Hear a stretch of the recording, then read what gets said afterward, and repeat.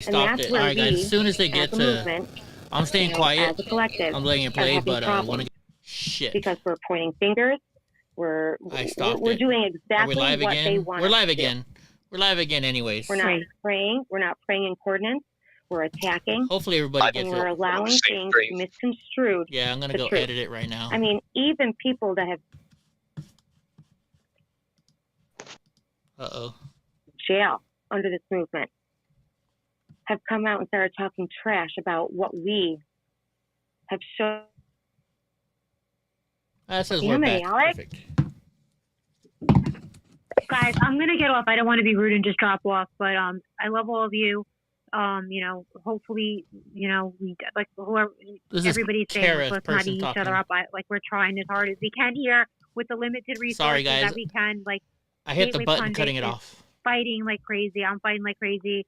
Derek's fighting like crazy. Brandon's fighting. Everybody. Eddie, you're fighting like crazy. We all are for Enrique. And like whoever just was speaking, what's your name? I just followed you. Motivated Armed Gun Owner. We have to just pray. Like, pray for the best outcome of this trial. Like, I really do think that Enrique is not going to be found guilty of this conspiracy. At least, I really think that. I really believe that. Like, I truly do believe that. So I'm just praying for that, and just want to continue to get the truth out there. And thank you all for coming on. Hopefully everybody comes back, and hopefully you'll come in our next one, and maybe the next one, you know, we'll give hopefully Enrique more time to talk if he wants to come back on. No, we're gonna do it. We'll learn from this. To be able to help you and give you some pointers so that you can hold a better Twitter space for the guys when they call out from the jails. Really, that was my biggest concern, is that it just got so out of control. And I'm not saying that you can't handle it, but I think that if I give you some pointers, because we've been doing calls out from the DC Gulag from the guys for quite some time now with the real Gen 6 Sarah Maccabee. And I'm more than happy to help you. Yeah, no, of course. I would love that. If you want to contact me on DM and we could talk on. Yeah, this is the first time we did one from the jail. We were trying to actually put it through a soundboard. That didn't work. So, yeah, it was only people should be talking, should have one of these. It was the first time. So definitely DM me, because I'm sure we'll do more of them. Yeah, I texted you know what? If anybody can somebody write in the old stream? Was that you that was texting me? I was getting a lot of texts. I was telling you. So upset. I was. Well, you weren't the only one. I don't know how everyone got my number. I was. You gave it to me when I was in Washington D.C. Okay, no, I don't mind. Of course, I don't mind that you have my number. I'm just saying, so many people were texting me that I lost track of who was who. But good night, everybody, and God bless you all. Thanks, Sarah. I'm sorry that Brandon dropped off. I wanted to hear him speak. I apologize. That was totally my fault. I wish he would have stayed. Yeah, Brandon left. He probably got a phone call.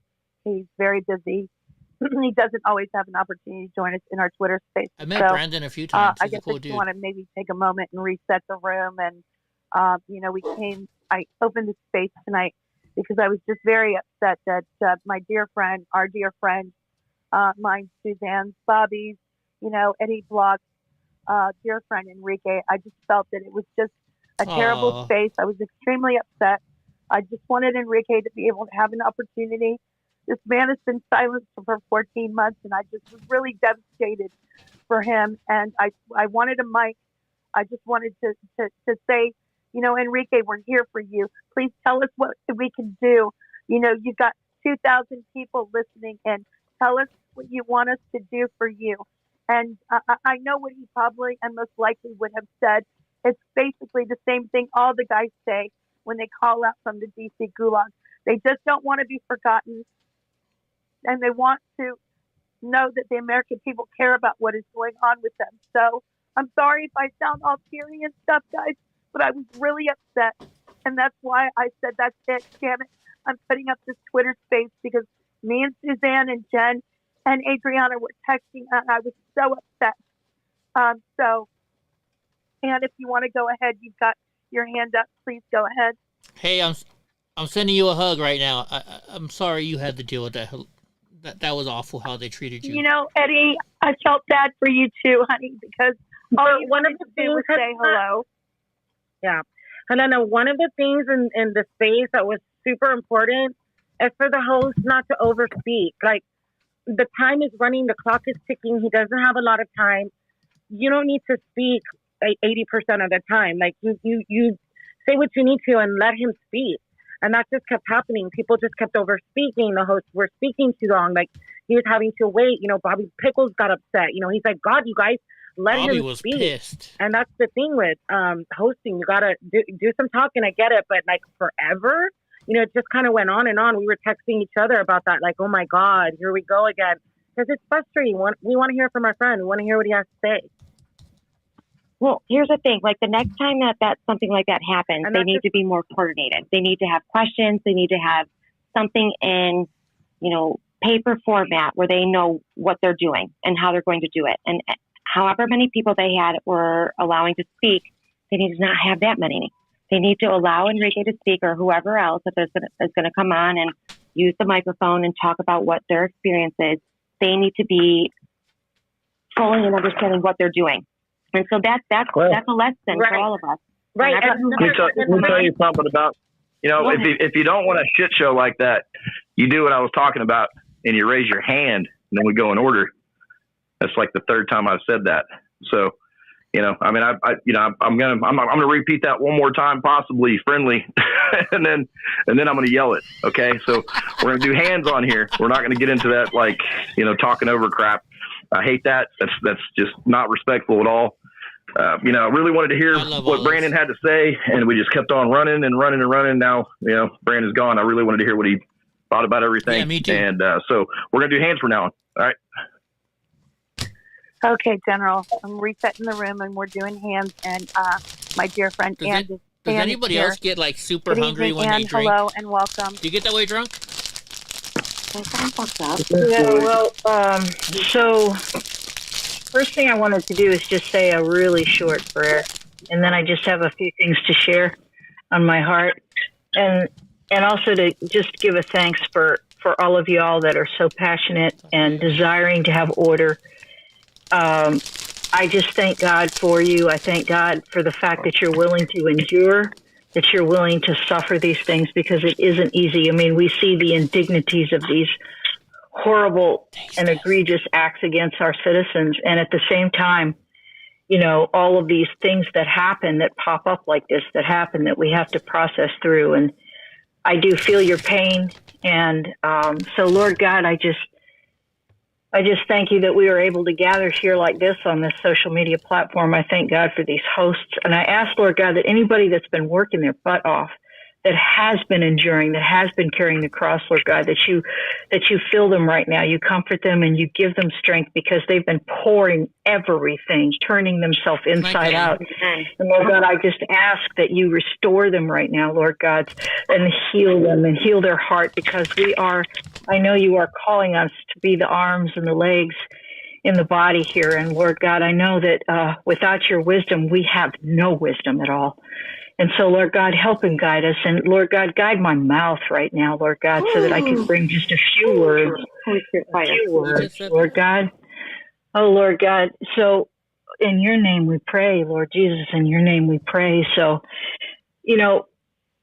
my beautiful friends here, what we're dealing with is a war, but there's a lot of people that have come into the knowledge of Jesus, for instance, or a spiritual path of some sort, and they haven't really been taught that one of the things that we have to go through is death to self-nature.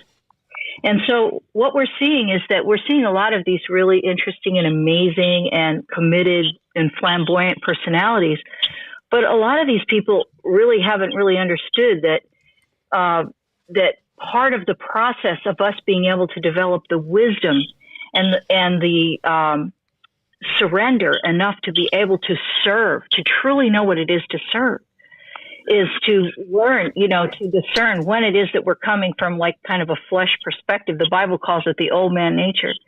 And, you see a lot of people, saying, oh, come on into our church, our denomination, whatever, but they're not really teaching death to self nature. And Jesus talks about deny the self, pick up the cross, and follow me. And the thing is, I'll just talk about myself, because all of y'all, I know some of you, and I know how hard you're working, but I'm just going to humbly offer, for myself. I'm a songwriter, and some of you know, I've got videos and whatnot out there. I walked away from the commercial business because I didn't want to. Another clout chaser. Another cloud chaser. Oh, I'm a songwriter. I'm this. God had plans for such a time as this. But the one thing that God has been doing is He's been crucifying my flesh for a number of years now. You forgot to promote your channel while you were on Voice. Isn't that funny? Because I wasn't there to promote my channel, Groff. Exactly. That's what I'm saying, bro. That's what I'm saying. You don't hear. We didn't hear you over there going, "Oh, yeah, sorry, didn't get talked to Enrique." But I'm live right now. If anyone wants to come, it's cloud chasing. It's bullshit, man. That's it's all bullshit. This is. That's all this is. And so that and out of all these people, except for Jen and Age, because they went to, and Bobby, who went to court with me. Today is a lot of people kind of thrown together. We're the ones that went there and speak out. We're the ones that went there to testify. We're the ones who were going to get arrested for testifying. Yet none of us mentioned our channels. None of us mentioned our cash apps. None of that stuff. Enthusiastic and exuberant self. Exactly. Hell, the judge mentioned it before you did. Remember? Yeah. This republic. Or the attorney did. The attorney. Yeah, the prosecutor. To do that, we have to learn about $1,000 to put Donnie's jacket on. We have to learn how to be able to lean into hold on, let me see if I can turn this lady down. And however it is that you are able to grasp that or perceive that, so that when something happens, that's his name. What we don't do is run back to the old nature and just have a bunch of knee-jerk reactions and panic, But instead, we just lean into the Spirit and say, God, maybe this was an opportunity for us to learn. Adriana, I can't hear if your mic is open, sweetheart. There's too oh my goodness, I'm these so sorry. ladies are just all they want to talk about is themselves. Silencing your mic, and I'm really They're either they need a producer seriously. And you're doing wonderful. God bless you, love. Oh, we're doing this together, honey. We're doing this together. So the Spirit of God just really pressed on me tonight to encourage everybody that it's okay. This experience was so that we could learn, and I had there was a brother earlier that talked about this. Let's learn from this. I heard a sister say that. Let's learn from this. And what is it that we need to learn? The first thing we need to learn, in a situation like this, there's what happens out there and then what happens inside. And God has an opportunity on both levels for us. And so we can take this and learn. I thought it was really lovely when Helena, you offered, and a couple of people offered to be there for Kara and give her some support and some wisdom as far as how you've learned how to bring these people out.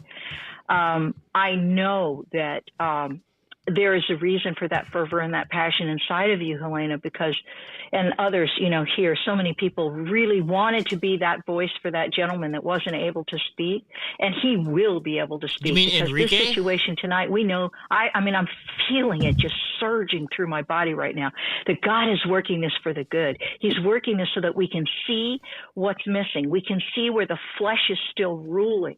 We can see where the idols are, because you see, in a war like what we have now, what we have is we have the opportunity to be able to have exposure.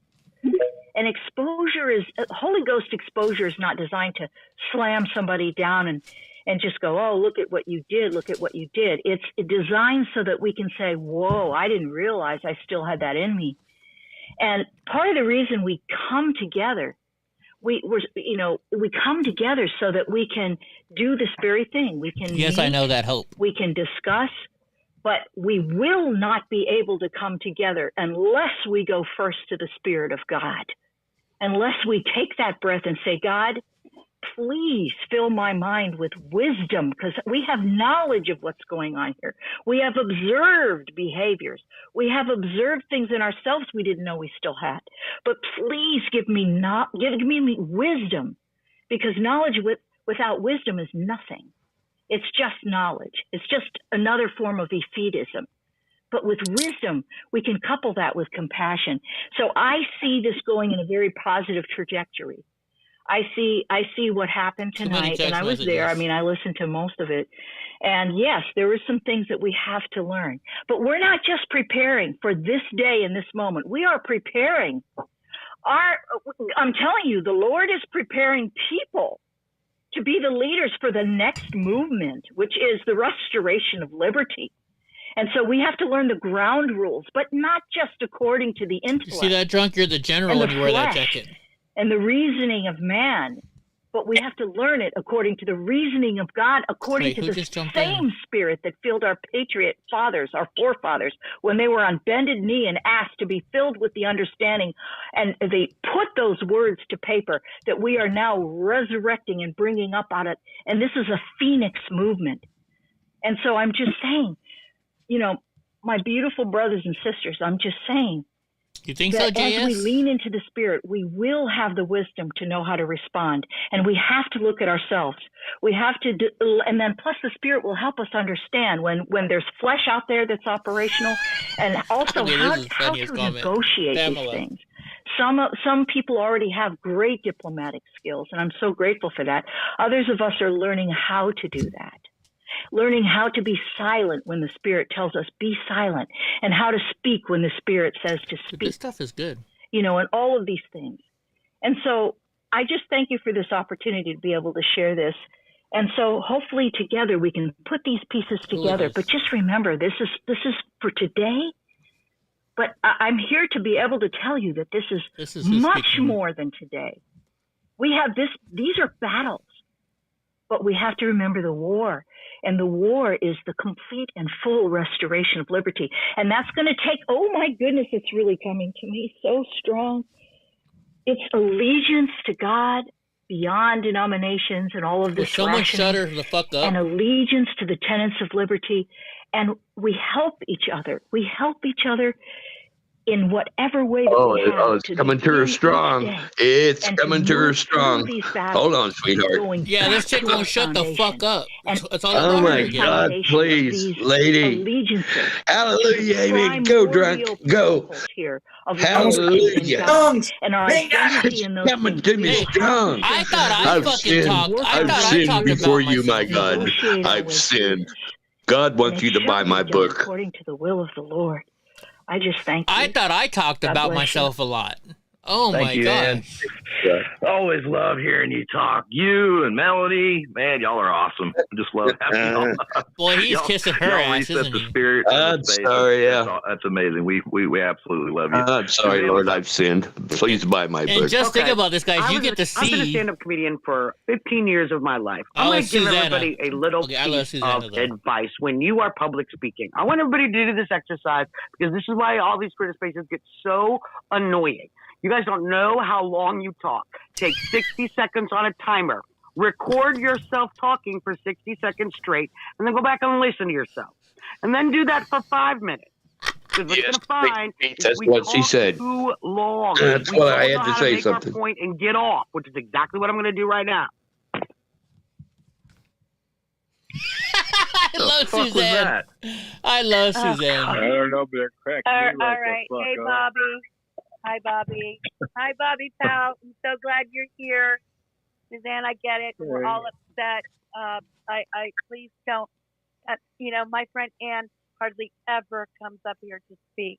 No, I'm good. I'm not talking about Ann. I'm going to interrupt and then I'm going to go because my dinner is getting cold. Okay, and this is the problem with we raise hands and I do the best I can to be respectful, but we have to learn to use public speaking a more effective way. And listening to people blather for 5 minutes at a time. All right. Okay. I'm not listening. I'm not listening right, to that. Stop. I'm not arguing. She needs to go speak. We've all been. This is what happens when you get a whole bunch of women in one room trying to speak. I'm sorry, ladies. I can't. We've just. Oh, man, you're asking for it, Eddie. Holy crap, what is wrong with you? You must be getting drunk. You're begging for it now. Oh, I've had enough of this Crown Royal tonight. Too bad. All right, I'm sorry, I can't get on that wagon. That you're riding that pony alone. No, Drunk is with me. Drunk, have you been drinking? I have. You're drinking with me, aren't you? I can. Nah, man. I'm not gonna stop. Absolutely not. Because there's always one more thing you can do, right?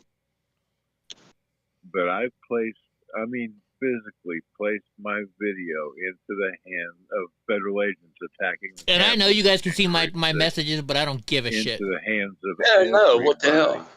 Inside Trump's inner circle, from I'm an open book. To Matt Whitaker, to Trump's lawyer Peter Chickton. I gave it to freaking Eric Trump at Rock the Red in Ocala, okay? I bought a cameo. Actually, I'm gonna drink a Bud Light right now. Susanna. Fuck. Hey, Susanna, before you say anything, whatever you say right now, you're on my show right now. Just giving you a heads up. I'm live. Oh, okay, cool. That's fine. Hi, everybody on Eddie's show. What's up, chick? Thank you for telling those fucking bitches to shut the fuck up. It's too much, Eddie. Like, we have to learn. Like, everybody likes to hear the sound of their own voice or something, and they don't understand how utterly boring that is. Everybody has to listen. Right? I mean, we all wanted to hear Enrique, so we went to the first one to hear Enrique talk. Then they go to this new space, and they still keep fucking talking. Yeah, just make your point and be done and move on. And then, you know, what's funny is that everybody starts just talking. I'm supposed to do hand, and you're supposed to be respectful. And I try to be respectful, but then the conversation moves on, and you don't get to make your point. You don't get to communicate with people. So the spaces, I just don't like the way the spaces work. And if you don't manage them better, you can't. But the problem is if people don't understand how boring they are or how to make a point. I mean, do you not have conversations in public with people? Do they all get that glazed look in their face? That's the problem. On the internet, you don't get to see us all like start to fall asleep. Right? Oh, I love you, you crazy ass bitch. I love you too, my friend. I just thought I'd give you a ring-a-ding. Tell everybody I appreciate them. I hear you. Julie Kelly can fucking kiss my ass. Oh, let me just tell you this. I didn't get to tell this part because I wanted to tell this, but we went all like, I mean, look, I love me some Jesus, okay? But my Jesus appreciates a good joke now and then, and he also doesn't need to interrupt with like 80 million times of preaching. What there is to talk about other stuff. So what we were talking about is these crazy, I can say all the cuss words on your show, right? You can say whatever the fuck you want. Great.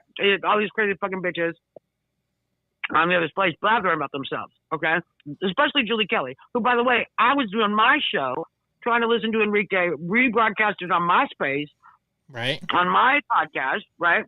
And I had to close out the show, and Julie Kelly was talking, and I closed out the show, said goodbye to everybody, did my whole little routine, came back, Julie Kelly's still fucking talking. Still fucking talking. And let me tell you something about this woman in person, okay? This is what really ticked me off this week. So, Monday, it's packed. The courtroom is packed because it's the prosecution, and they're doing their closing arguments. And so all the lefty journalists, everybody's packed in there. You cannot get in. The marshal was there, was like, you can't get in. You can go sit in the media room. And I know that's a bunch of lefty crazy people, so I'm not going down to the snake pit. So I got myself coffee, come back up, we take a little break. I go sit down, right? And they're like, oh, you can sit next to Julie Kelly. I'm like, great. My favorite person. So was she there when I was testifying? No, she's never there. She only just came for the closing argument. So I sit with the families, Eddie. You know, I sit with the families. Why? Because I am with the families. I'm there every day. I take care of these guys. I'm with the families. That's where I sit. So Julie Kelly's sitting on the end of the front of the second row where the families sit. And there's not enough room for all the families. Right? We're trying to scooch over. So I go to Julie. I'm like, Julie, could you just scooch over? She's got her purse and everything on the bench, right? I go, Julie, could you just scoot over? She's like, I am not scooting over. I got out here at 8:15, so I wouldn't have to scoot over. And I go, excuse me, Julie, I'm not getting into it with you. And Enrique's mom looks at me like, why are you so upset? And I loudly said, I don't have to be nice to anybody who told lies about my friend. Because I don't have to be nice to anybody who told lies about my friend. Fuck Julie Kelly. Yeah. So when we came back from lunch, Zuni had to ask Julie Kelly if she would move to the back so that for the family members could sit in the row to watch their own family members on trial. Julie Kelly cares more about herself than what these families are going through. And that's my personal experience of this woman. So she's about as much full of herself as you guys heard online in person as she was online. Yeah. Yeah. Julie Kelly can kiss both sides of all my fat ass. Well, you do have a big booty. I mean, I do. I want to make sure that Julie Kelly has lots of area to cover. Here, I'm showing it to everybody on my stream right now. There's her big old booty that you guys can kiss. I apologize, everyone. I'm showing you remember the picture we took in front of Harry's bar where you and all the girls are grabbing my boobs and trying to fill me up? Yeah, I'm showing that picture right now. I know. I'm explaining that picture to people. So yeah. I'll send it to you. That was a good day. Hey, that was a good day. We had a good day, man. That was a very good day, and it was great having you here and getting to like really get to know you, man. Oh yeah, it was fun meeting you, Suzanne. You're my new head chick. You as well. Well, you need some kind of head, but I'm not that chick.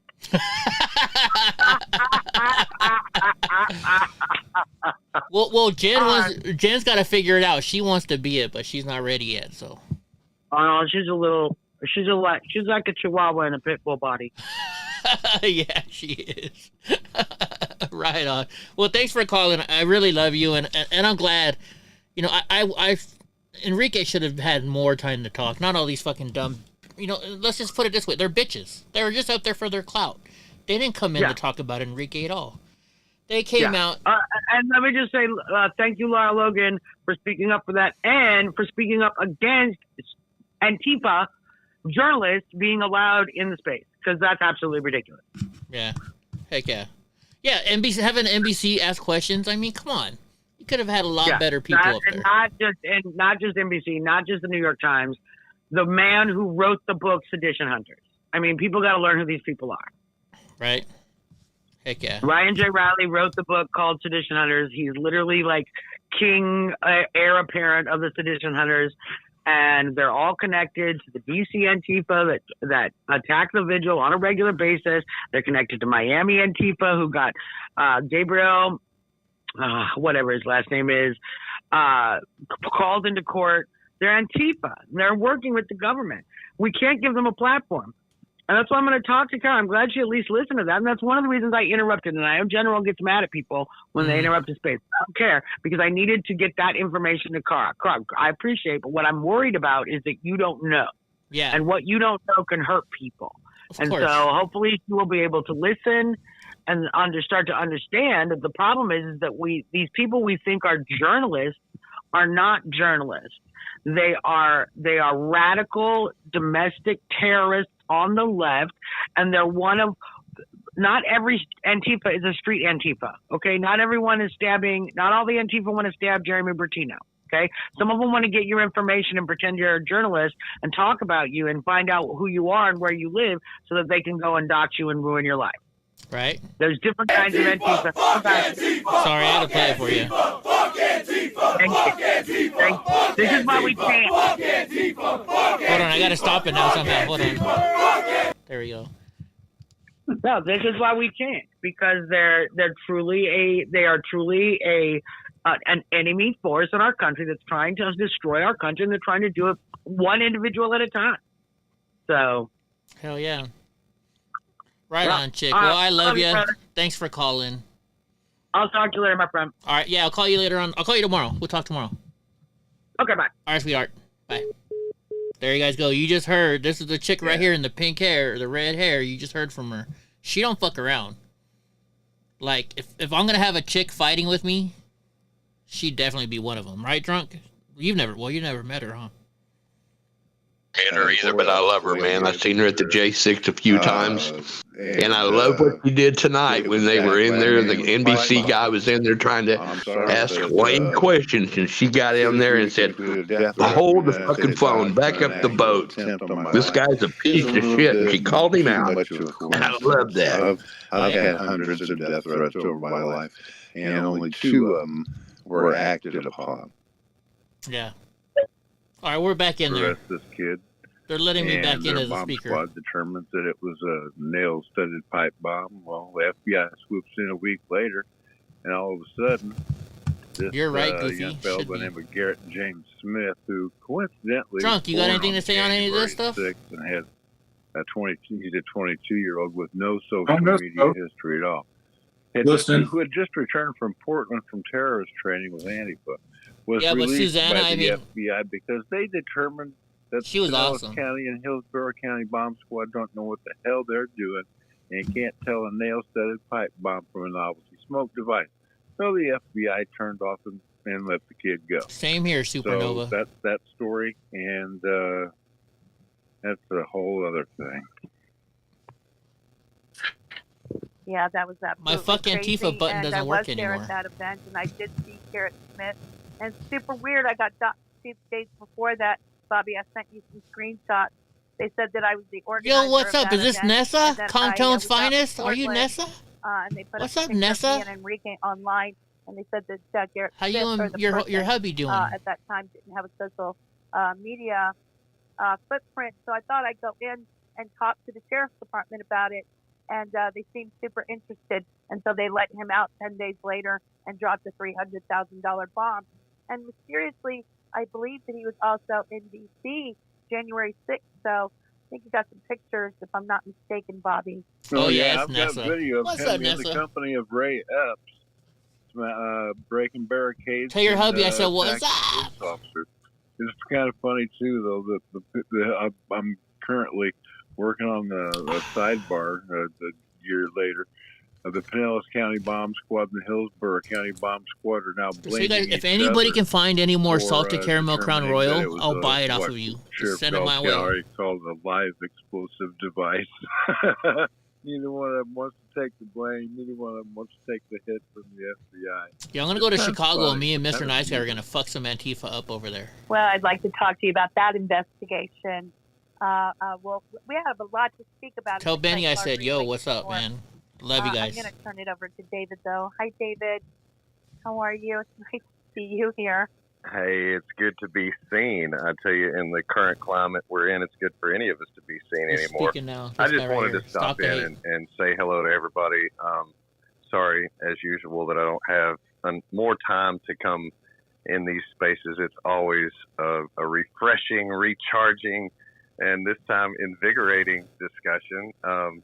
Glad to see it, witness it, be a part of it, and just want to kind of set the record straight. And just, I know I'm preaching to the choir here, and you're all the choir, but we know who the heroes are, and we know who will be remembered in history. It's not those who jump to claim credit for stories, it's those who experienced them and that made the stories in the first place, made this possible, stood up, were there on January 6th, stood against this Department of Justice, this administration, and took the stripes for the people. It's the people that are in this room, the support, the grassroots, the ones who keep the support going to the prisoners, the one that keeps the stories alive, the ones that keep these spaces going, even though the feds sit in here and watch and take notes. We don't care. We're not going anywhere. J6ers never surrender. Every time I come in a space, I'm sure y'all have heard me say that, because we don't, and we're seeing that. The Proud Boys, what an amazing experience. And Ann was right. We're learning from these things. We have to, and we do have to learn to work together. And we do have to give credit where it's due. We don't have to take credit for things that are inconsequential at the moment, and have that discernment of knowing what the topic is. And if nothing else, we learned there is an art to the interview. Some people are really good at it, and I'm not knocking anybody in that room. That room got kind of out of hand. But big time out of hand. I think structure is huge for these things. If you're going to have an expose for that, maybe it should have been a one-on-one for the majority of the interview, and then take some questions at the end. I don't know, but Enrique's brilliant. I've known him for years. I've actually worked with that policeman. You don't look like a biker chick there, no. With Enrique. I thought I was going to get to testify, as so many others. I was bumped. I did testify in Chris Albert's trial. I can tell you firsthand what these courts are like, and what these juries are like, and what these judges are like, and it's just as horrible as you can imagine for these guys.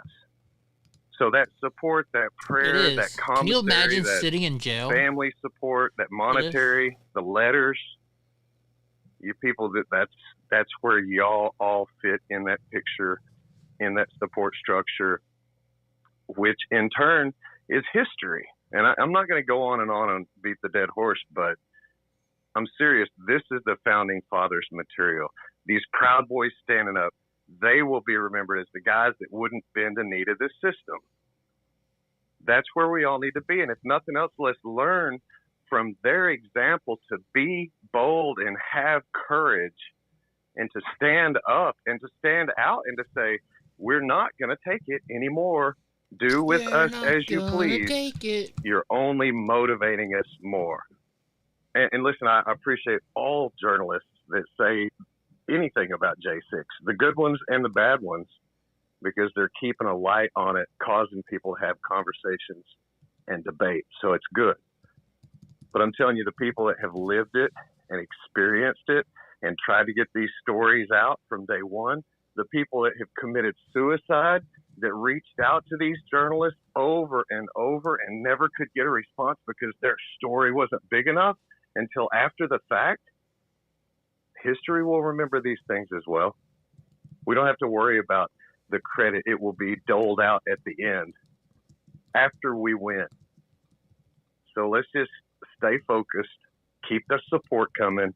These people need it. Trennis Evans, Condemned USA, has helped these guys tremendously.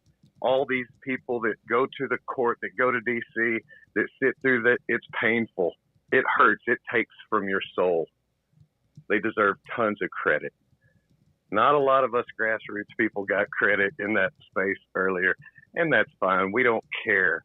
We live it. We have our medals. We wear them every single day. So nobody can take that from us either.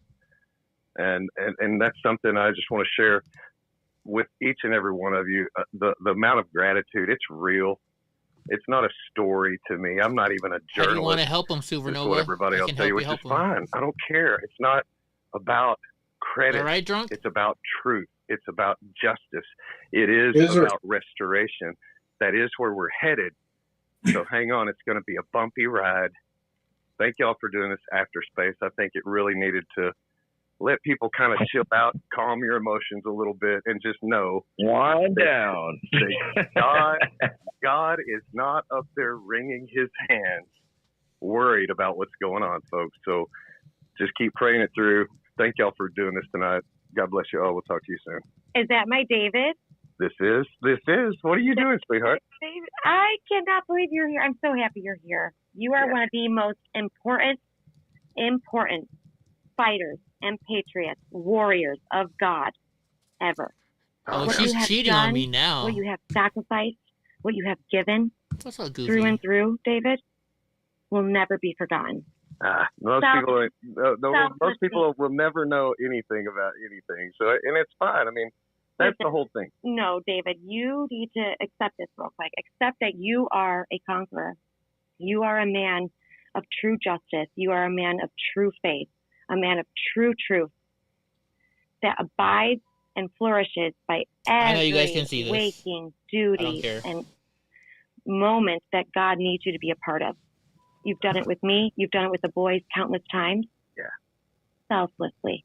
You have a white boxer in your profile picture. I love you so much, and I am so proud of you and everything that you do, all that you are. I guess so many Antifa everybody adding me say on a prayer Facebook. for David Summerall.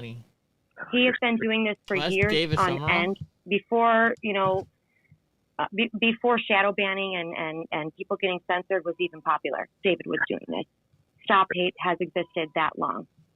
And what he has done to bring in all of the truth about January 6th, I mean, come on, Bloody Hill, investigate J6.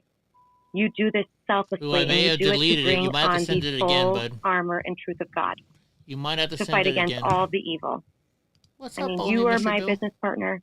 You were somebody that stood with me in all the events that we've ever done in DC, against Antifa, all of it, with the PBs. You were made for this moment. You were made for this truth, and you were made to throw that rock and take down that giant. Girl, I love that. That's what we're doing. You're speaking my language. I appreciate that. I love you. I love you too, sweetheart. She's a lover. That's the greatest compliment that I could ever get is just that I'm in the fight. And I trust that for every single one of you. Just know that, in your heart that you're in the fight. Sean, and there comes that point familiar. in Christianity. Will you claim it or will you deny? And this is really our moment. This is like the founding fathers or the martyrs, the early Christians. I'm serious. This is no different. Look at the percentage of Christians that are being persecuted by our own government right now. It's the same thing. So y'all just keep these guys in prayer. Keep me in prayer. Keep everybody, first. It's like Enrique was saying, priorities. God, family, tribe.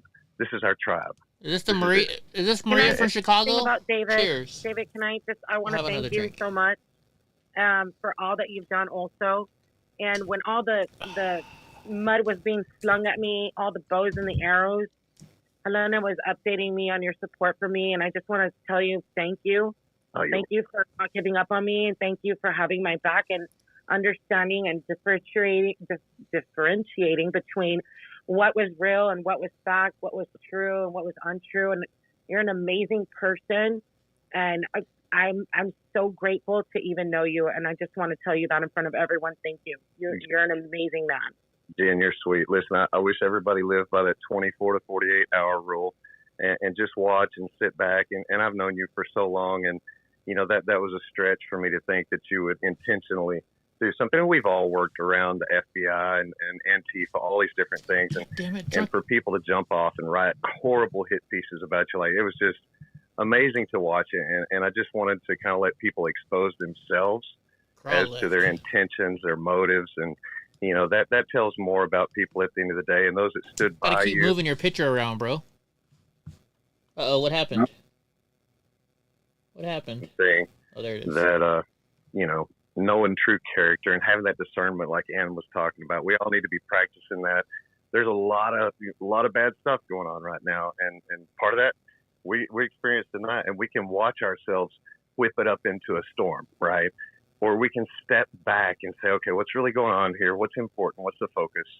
And keep pushing forward for these guys. I mean, they're sitting in prison while we're having these dramatic conversations, and we could have, you know, posted 20 different things and asked for support for 10 different guys or whatever. And I'm not saying that this is wasted time or anything, but you know, it is to an extent, and we need to be past that, especially now 2.5 years in. Seems like some days it's getting worse, and I hope that it's getting better. I hope we are learning from this, because we need to rise above that and really just in support of the J6ers and their families. There's no other reason. There's no other excuse. There's no other motivation for me and for so many other people in this space right now. So just keep the faith and keep pushing. Be bold. Don't back down. This is the time. We've got them on their heels. Let's push them. And if I can sling that rock, then y'all help me cut the head off of the monster when it hits the ground. I'm not going to stop like so many other people here. And we all need each other. Let's just stick together and push it on through. God bless y'all. Thank you. Thank you, man. We appreciate you, David. I really do, man. And I'll never forget the first time we met, Pamela. Brother. That was something, man. You showed no fear. Almost got us killed, but I still love you. Hey, that was fun, man. I was just having a good time, man. Yeah, let me find that out. Yeah, I know you were. Yeah. Keep David away from the black folks screaming reparations with AR-15s. Reparations. We got stories for sure, man. That is so funny. I love that one. That's one of my favorite ones, man. Yeah, it is. Great. Yeah, we love you, brother. Yeah, you do good stuff, man. If anybody wants to send me Crown Royal, man. You can send me Apple. Love having you around, man. I appreciate y'all. I have. Wish you'd come around more often. It's unfair that these girls got. But I got a new address. I got to change my address. I do love you, and we're so grateful for everything. I got to get a new PO box. And I'm grateful for everything everybody does that goes above and beyond. And you're right, David. Thank you once again. These amazing men in my life set my compass back to true north and what our mission is supposed to be. And I appreciate you coming in here tonight, because your words with such clarity as you speak really makes us all understand completely what this mission has been about since fruition for all of us. So I do appreciate everything that you do, David. I am very grateful for you. You're a sweetheart. That goes both ways. Y'all have been steadfast in your duties. You've carried the torch, and that's what people don't understand. This is a daily grind. For those that are just in the room, checking things out. This is every day. This is our lives. I mean, people say, "Oh, you're obsessed with it." No, I'm stuck in it. It's Groundhog Day to me. And if I had a choice, I wouldn't do this. I wouldn't have a cell phone at this point. Are you kidding me? But, it is life where we live today. And if we're going to do better for our kids, this is our moment, and this is our time. And like they were saying earlier, we're built for a time like this, all of us. And if you've thought those thoughts of, wow, all my life's experience brought me to this point, you're absolutely 100% correct. And there's reasons for that. So plug in, be motivated. And for me, I think everybody on here will bear witness. It's kingdom work to me, God's kingdom. And it's the lifeboat and trying to get one more person and one more person. And this is all tied into that because this is really about our faith. You know, not only our faith in God, our faith in the system, our government, but that's from God to us. It's our way of having our little closest as we can to the kingdom on earth. And it's been our duty to keep that, and we've lapsed. You know, we let these things sneak in, and we'll turn the other cheek on that and let bygones. And we'll Panda but it's up to us. It's the church, and now we've got to work that much harder to reclaim that ground and to take back that land and to mark it and to, say that this is ours again, and we're not going to give it back. We've learned. You got to buy it, Mr. Mr. Nice Guy. Exercise. I hope it's not too late. I mean, there's so many people that say, "Oh, we passed that point." I can't see that. I see hope. I see the rebuilding and the restoration being so much better. You want to make America great again? We'll make it the greatest, but we have to give it back to God first. And I think this is all part of that process of getting back to the basics, getting back to God, and getting back together. I think that together part is where we are now. And there's so many crossovers in the legal system that have been happening to the people in other communities for decades, and we didn't really do anything as conservatives. Now it's in our backyard. Maybe we can work together and say, hey, we're just sick of being the slaves of these systems all the way around, no matter what color you are. I always use the ants. We're the red ants or the black ants, whatever, black ants, red ants. But the government's the one shaking the jar. We don't naturally just fight each other. We don't really care about that. No, the government's making us fight each other. This is another one of those things they're trying to divide everyone on this topic, and we've got to hit them hard, but with love a lot of times. And that's the thing that's so difficult when you're being lied about and you're being defamed and they're trying to put you in prison for decades. How do you love somebody like that? I don't know. Ask Jesus. You know what I'm saying? He pulled it off. And I'm not saying we're even going to win all those battles. Some of these are going to be examples. Yeah, see, there you go. Unfortunately, but you know what? Paul did some of his best work. What are you doing there with the freaking rainbow balloon, Mr. Nice Guy? And I'm just saying, there are those kind of leaders and those kind of people that it doesn't matter where you stick these J6ers, they're going to lead. And when they come out, they're going to be stronger and they're going to lead more. And I look forward to that for each of these guys to get their freedom back at whatever point they're at. Ask if you can and chat, see bro. What they do. That's exciting to me. And that's kind of the hope for the future. Because like I said earlier, these are the founding fathers type material. They didn't choose to be in this position, but when they were put into it, they didn't back down. And that means so much more. Like I said, man, I would vote for any of these guys over any politician we have in any office right now. We don't need a politician in office hands anymore. down. I don't care if you broke glass. I would vote for Pizzola over any kind of Pelosi any day. And that's the thing. I think that's what it's showing the American people is what's right is right. And what's happening to these guys is wrong. And it's a system. And it has nothing to do with truth or justice. And we demand our country back. So just stand together and know that, these J6ers are going to lead. And it doesn't matter where they are. They're going to lead from prison. They're going to lead when they're out. They're doing it. Look at Derek Evans. Where'd he go? I mean, these people are tenacious. And that's what I respect about them because they never stop and they never bend the knee and never surrender. So it's a joy to be a part of this tribe. I can tell you that. And all the accolades and all that, that's great. I appreciate it. But that's really not what drives me. What drives me is watching the progress, watching the people come together and seeing what it's doing. And the family that it's building, this tribe's getting bigger every single day. We're both playing with our beards at the same time. That scares the government to death, and I'm glad because that's where they need to be. Because once we decide that united we stand. Dude, I have the volume turned all the way down on these guys. I don't know why it's so high. Future that will really motivate people to be finished with the Republicans and the Democrats. So it's on my phone. And that excites me even more. So lots of good stuff coming, folks. And just, hey, I'll pull the Julie Kelly. Go to stophate.com. Check out some of the work we did. I think it's pretty good. And we hadn't stopped. And I don't think we're going anywhere. Jen Lowe, she sat there all night long when I was at her house, just doing this to me. You know what I'm saying? So playing with my beard when I was at her house. That tells kind of who's over the target for the most part, as we know. So enjoy what you see. It's all free. That's another difference between, no, I haven't seen that, Pamela. I guess, real journalists and us fake journalists is we like to just throw truth out there and let it stick to the wall and slide down real slow. And we don't care if it makes us money on the way down. We just like watching it, you know, and knowing that the people have access to it. So enjoy that little visual that I just gave you there. And y'all have a great night. It really has been fun to see everybody in here. Tell me about it, brother. I got 9 text messages. I've never put up a paywall on any of my articles. All my videos are free. I was even giving away the raw video that I shot from in DC at a Dropbox. My business model sucks. I've spent over $70,000 of my own money getting this done. And, you know, I don't care because you can't take it with you. That's right. You're born into this world naked. You're going to leave it naked. And the only riches that I need to pile up are those in heaven. And I swore an oath before Almighty God to defend this nation from all enemies, foreign and domestic. And that is one promise I am not going to ever break. Well, brother, your crown is going to be so heavy in heaven. Crown. You can use those little people to carry it around for you. Because I swear, dude, and you can't take it with you. I understand, but man, I wish people would have and would still support you more.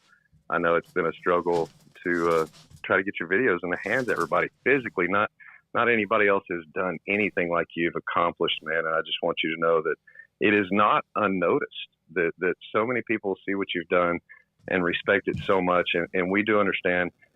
We feel the same way, man. We've done everything we can. What else can we do? Right? Hot damn. But God, that's the whole thing. We're waiting on God to finish what he started. And we're all experiencing a miracle from the inside. If you think about what has happened, and we think it's all for bad, but we know how God uses that all for good. And then you see where we are. Gosh, man, it's the perfect moment for God to step in and say, none of you could have done this, only me. We just have to be sure and give him the credit and say, hey, only God could have done this, but God. And that's really where I believe that we are as a nation. We've gotten so far away from that, and I hate to be the preacher on here and everything, but dude, that's Guess really, send me a new me, box of goodies, guys. The pivotal point, you know, with the abortion issues, all the things, the health issues, all the stuff. We just got so far away from the foundations, like Ann was saying, that's where we need to get back to.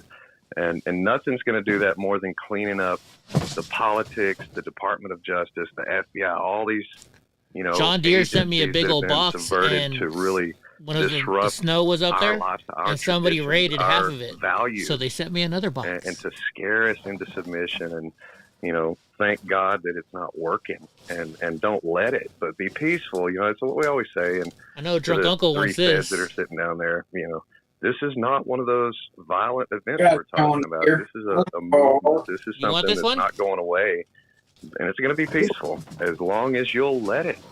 And we don't want to fight each other. That's the whole deal. I want people to understand. As much as I get upset with other people from other sides John Deere that have been othered just like we have from them, I don't hate them for it, man. They've been programmed and they drank the Kool-Aid. We all do, you know, in our way. But it's not like I would want to wish death on anybody because they believe different than I do, or because they're, you know, going to hell in the first place. That's not up to me to judge them for that. And I think we've really kind of stepped into that position of judge. I think we might give away.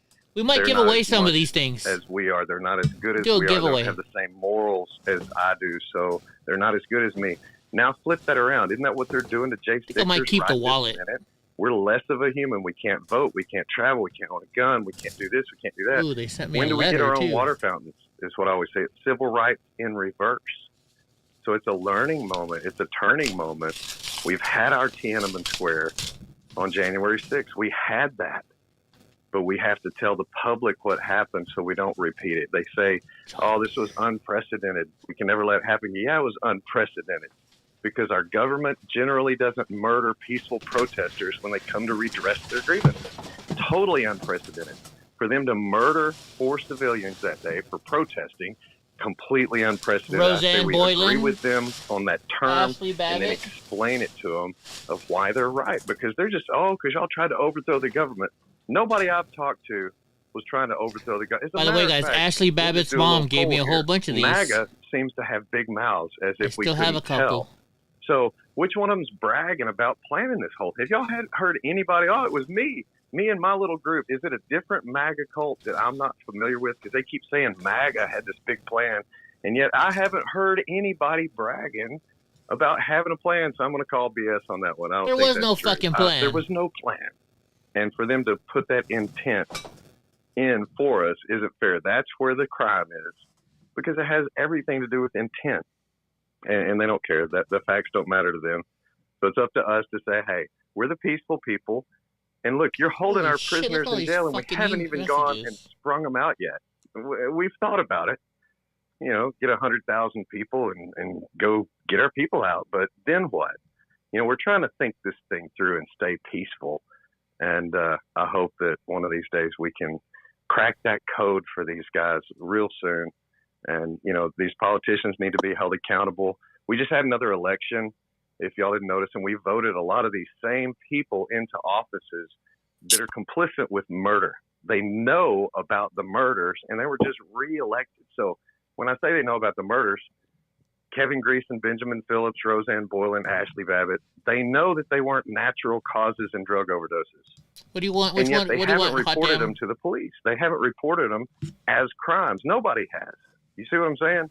So they're complicit, and I think that there's an accountability coming for all of them, just like the Brunson brothers were doing their deal. I believe that's going to have the same kind of application to the Congress and the Senate and the judges. Trennis has been hard on the impeachment of the judges. I think there's some traction there that we can really make progress with, and let people know that justice is coming, and it's not going to be from them. It's going to be from us.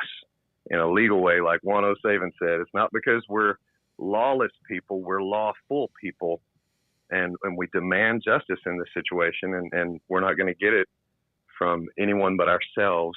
Like Trump told us, it's up to us, we the people, be the people, and free the people. All that stuff applies I know here. You guys can see it. So I just want people to... Well, let me give you some good news, David. So Lloyd Brunson texted me today, and his case made the docket, and it's giving the full Rule 11E rule through Supreme Court. So it's docketed today. Wow, that is amazing today. Yeah, that is amazing. Well, and I talked to him a couple of weeks ago and told him about the new voting strategy of how we beat the machines and how we pick our own candidates, which means that we don't have to stick within those bubbles. We can choose outside of the D and the R choices that they give us. We don't have to settle for the lesser of two evils anymore. So it's a really amazing plan, I think. And I think the Brunson brothers, with the power of the pen, they're going to really be instrumental in re-educating the public on how we beat the machines, how we take back all these offices from all politicians, from either side, and give it back to the people directly and quit playing the party games. So I think it's a really interesting concept, and I'm really excited about it. Dude, look at this. I'm like the third on the list of this. If they keep him off the ticket, oh my God. Wow. This plan is the only thing that will put him in the presidency. So education is critical right now. And, the diversion, the distractions, the attack on all fronts, we have to stick in our lanes, guys. J6 is our lane. Mike Jones, those rabbits Mike come. Jones. We got to let them go. But the important thing. Yeah, the prosecutor lady, discernment and say, she's a black lady. She's kind of thick. This is where I need to focus. She's got this some is big where old I need boobs. to go. Just always bear in mind. Every day she walked up to me. Eddie, can I pet Donald J. Trump? And I would say, well, you said his name right. You can. So she would bend over, and like her boobs would be like right here in my face. Before you throw, I think she did it on purpose. And we'll try to keep our families safe. I think she did. She was trying to get me not to be so mean to her prosecutor buddy. And know that you guys are the heroes. Because I was fucking his ass up. That's the stories that are going to get written and remembered, because we're going to win. You never invite me, Mr. Bill. To write the history books. So once again, I'm going to back out of here. Thank you, brother. God bless you, David. Or you do what I can can't listen to you for hours, man, just like Trennis and several other people. We appreciate you, brother. Be next? We really do, man. Ooh, I appreciate you. I always feel like I talk way too long, man. Yeah, you do a little bit. That's just thinking about her comment earlier. Keep it to 60 seconds. Do you know who this chick is? You know? No. Negative. That's not how we roll, man. That is, you put your hand up and you got the time. And, you know, I mean, it's, if there's not other people that got their hands up, I mean, that's just the way it goes, man. It's, you know, we have a system that works really, really well. We've perfected it. And once everybody gets on the same kind of like, the same flow, it really works really well. So, you know, there is a way to do this. And no, man, we don't have a time limit for people to talk. You just got to wait for your turn too. You know what I mean? That's how it works. Well, I appreciate it. Yeah, I appreciate it. You got it, buddy. All right. Well, we've got Alicia back up here. If anybody wants to say something, you raise your hand. I was just going to say, as long as you're not going on a whole diatribe about the accolades when a day 6 political prisoner who hasn't spoken to the media for 2 years is calling you from a tablet under his bed in his 4x5 cell. You know, there's a difference there. Yeah, that's right. Yeah, then you give them the speaker's box and you let them. Yeah, the main aspect of this tonight, guys, is respect. You know, it's the proper respect needs to be shown. You know, when we do this kind of stuff, and you know, especially to the ones that are you know, calling in. I mean, we do it on Thursdays and they only have 15 minutes, so we give them all the 15 minutes. Like when we speak, we give them like, you know, quick questions, man. It's like 20-second question, 30 maybe, and then it's back to them, man. We don't mess around. We don't chit chat. We don't have any of that crap going on, you know. And then we take hands and we all talk about it afterwards for a little while. You know, there's a system. There's a way to do it, and you know, I mean, I get it. You know, it was kind of their first run. It was absolutely a flop. Wow. Bringing NBC in was you know, I hear it. You know, that was you know, requested by Enrique to do that, but I mean, that's a disaster waiting to happen. You know, they're always going to steer it off course and try to cause some kind of commotion, you know, and that kind of stuff. So that's why we don't allow leftists in unless we want to play with them. I'll let a leftist in to knock all their crap down. You know, I mean, I have no problem, you know, destroying the narratives of these losers out here, man, you know, that just completely live on the notion that everybody's communist and we're going to all be communist, and you know, and we believe what CNN says because they said it. You know, it's like, see if I can show you I don't watch CNN. I don't give a crap about, you know, NBC or any of that other junk, man, out there. You know, I've had my experiences, and you know, I learned my lesson. You know, I learned how it goes. You know, you never get out what you need to, and they never ask the questions or try to get the truth when it comes down to it. So there's no reason in even attempting with these. It's a connected to everything. It's futile. You know, it's absolutely futile to try to give these people a chance. You know, it's just not worth it. It's a waste of time, waste of effort. You know, what it did was it caused commotion in that situation, caused it to turn into something that it didn't need to be. We needed to be there for Enrique, and we needed to give him through my platform. Computer, and you know that needs to be respected. Proper respect needs. There's a lot of issues with that. You know, the emotions get high, and people start stomping on each other and stepping on each other, and everybody's got something more important than the other person to say, so they butt in, and it's like, you know, when you're on a space like that, and you have 8 people doing that, it turns into a shit show. So you have to have that structure. You have to. And I'm sorry if people think I'm an asshole when I mute everybody and I'm like, hey man, I'm about to yell at all y'all's asses, you know, but I mean, that's the truth. I mean, you have to do that to be able to have a functioning space that actually gets, you know, what you're trying to accomplish done, you know, to have respect. And that a lot of it goes to respecting the host. You know, when the host is, you know, calling on people and, you know, they're supposed to be guiding the space along. So, you know, we've kind of perfected that. We've worked on that, you know. I mean, you know, Helena's good cop. I'm bad cop. And, you know, that's kind of peanut butter and jelly.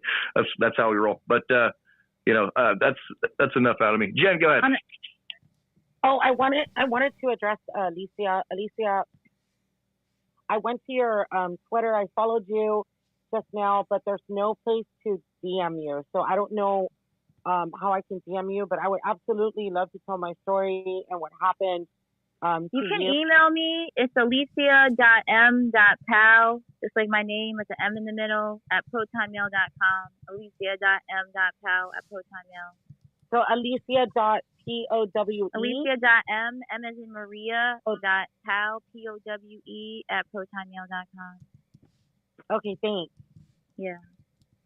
Did all you guys get that? I was just going to say, going to the trial, I mean, I feel so bad on the days I can't get there. And figuring out how to cover a trial like this with so many defendants and so many attorneys and raising money, to do my best to raise money with the articles for each one has been so difficult. I don't even live near that courthouse either. Once again, she's trying to get money now. And I just ask for everyone to pray and recognize the power of prayer. These jurors sitting there, they're just people like you and me. Yes, they're leftists and all that, but I pray that they can use the good common sense God's created all of us with and see beyond that, because I look forward to these men coming home, having a party, having a feast for them. They haven't had a real meal. They live off of bags of chips and brown water, and the food they get is just disgusting. I know in the D.C. jail they get bologna and cheese sandwiches. They say if they put it in the microwave, the cheese expands like a marshmallow. I know all the details about all the horrible foods. In Virginia, they get like a rotten apple. It's just every day I get to go home, we get to go home and eat food. And now we have political prisoners in the United States who, this is literally a gulag. How can they be in solitary confinement and out of their cells for an hour to use a microwave? And I don't think we have to raise awareness about this issue, because it doesn't stop with them. We might just have a window of time before they go and look at things that all of us have said and put us in the gulag. We weren't that far away from it when it was the mRNA technology and the legislation to get the strike force in the concentration camps just 18 months ago. Thank God that slowed down. But I just want to just really call on everybody to take time out of your day, even get on your knees and pray for a good verdict in this trial, because it's a First Amendment precedent. There's no whys in here. That if you don't know these guys, or you don't know about J6, not the people on this call, obviously, but it sets a precedent for all of us in free speech in this country. If you can see every Dominic single Fazzola's day mom was in how here the government is outright lying and the judge plays along with it, there's a severe problem in our judicial system. We saw this on November 3rd, what the judges did with that stolen election, and it's just getting worse and worse with J6. And the police killed people that day. They beat people up, old ladies up. This is all conspired and by design.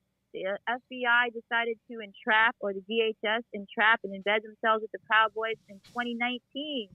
I'm going to be writing an article about that. A former Proud Boy told me that the United Nations sponsored universities to do basically gather opposition research buy my on the hats. Proud Boys. So I'll be writing that up. So is this a UN plan to attack the American patriot? I'm going to go and investigate it. But yeah, that would make a lot of sense. You see the writing on the wall at this point, and it's not any great leader coming. Can we really say that the next election is not already selected and whoever's going to be installed, unless we fight for it? Thanks, Pamela. So far, there's no reason to believe they won't bring it all again even worse. Now the Democrats are saying there's going to be no debate. We already know that they picked Hillary Clinton over Bernie Sanders in 2016 by tossing coins, and we just let it happen. We need to put more fire on the Republican members of Congress as well. And it's true. While the conservative networks that do have funding aren't sending reporters out there to cover this stuff. Like I'm looking in here. Not only do the lawyers take a hit in the pocket for being in Washington, D.C. for 4 months, basically working the Proud Boys trial for free or with donations, but like journalists like me have to pinch pennies to cover this story adequately. And then it might not even get much traction because pinch pennies. I had to pay $5,000 to drive across country to testify. And so is J6. Shut I know up. for a fact several conservative media outlets, or at least one, they won't cover January 6th. They're not allowed to.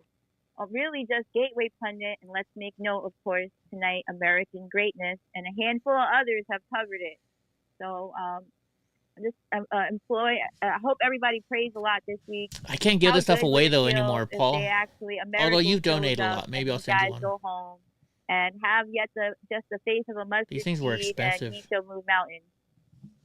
I'm the only one in here with one of fucking these. And, I've been on top for months, and I'm just been working since 8 a.m. and I'm glad to talk with you all. I could write a little mini book about this trial. And I'm sure you will to make the money. You're more than welcome to hit our afternoon space anytime you want to. Come in 3 to 5 p.m. Central Time. We do it every day, Monday through Friday, and Saturdays we do a quick little 2-hour deal. On Saturday, we just kind of change up the time on that. We don't really have a set time for Saturdays, but we do Monday through Friday, 3 to 5. So you're always welcome to come in, drop a line, and come hang out with us. Drunk Uncle's even tired. Alicia, just real quick, I was mentioned in the court documents, and I wasn't able to speak out, and I was approached by an undercover, so I know for a fact that the Proud Boys were infiltrated. They tried to get me to be able to facilitate him joining a Maryland or Virginia chapter. I'd like to talk to you about that. Oh, do you, Pamela? If you would like to have that be part of the story, because I think it is super important that there were people that had factual evidence that could have proved, such as myself, that the Proud Boys were infiltrated. And I wanted to come to D.C. to testify, and I was not called upon, and I was begging them to do that. So if you want to talk to me about that, I'd be more than happy to do that, because at the end of the day, for me personally, it has always been about trying to help Enrique and Joe and Ethan and Zach and Dominique get free, because these guys are amazing. They're heroes. They're still standing in the gap for all of us. They're fighting for our freedom, and I'm super worried about them, as I have been for a very long time. Me and Jen and Suzanne, we really started this fight more than 2 years ago, and I know that you don't know me personally, but I just want to thank you for everything that you're doing, because there's really not enough people such as yourself in those courtrooms as much as you can be to tell the truth about what's going on. So I just want to personally thank you for that. Sure, I'm happy. I'm happy to have this discussion. And the thing is, if the miracles don't show up, and they don't, especially these conspiracy charges, if the jurors don't acquit them of these conspiracy charges, the fight is not over. This might just be preliminary here. There's going to be appeals, and regardless, on January 6th, altogether, outside of the seditious conspiracy Proud Boys trial, we must make you. Call me later on, Paul. We're going to have to keep gathering all the evidence until it's as clear as daylight. Your sister has my number. Who are deepest asleep, right? We can see what's happening, but there's a parallel reality here where people think this was an insurrection arbitrated by white supremacists. I don't know. You guys done with this? Some people don't even know what January I'm kind of done. Is. If you talk to a lot, I'm done. If you guys aren't done, well, Eddie's done. My ADD is kicking in. What's up, Drunk Uncle? What's up?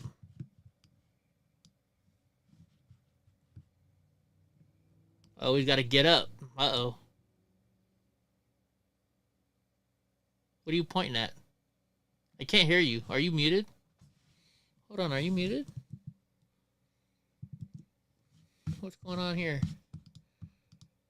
No, your volume's all the way in. Is it my turn to go out and come back, or I can't hear you? We'll see if it's him or me. Can I hear you now? No, it's me. All right, let me leave real quick. Hold on. It's mine. He's like, it's fucking you, motherfucker. It's you. It's so you. Yeah, sorry guys. It's just, I was done a while ago, but I've been enjoying drinking. Can you hear me now, Drunk? Mic check. Yes, sir. There we go. All right. Yeah, I took a knee to the eyebrow. Did you? I got Yeah. I was kind of disappointed I didn't get split open because it almost knocked me out. Jiu-jitsu, huh? Yeah. I was trying to spin one way and he was spinning basically counter. So his knee came around and my head was coming around and head-on collision. And I just like got wobbly and rolled over. And he was like, "You all right?" And I was like, "Am I bleeding?" He's like, "No." I'm like, "Shit." I wanted something to show for it. I got a little knot there, but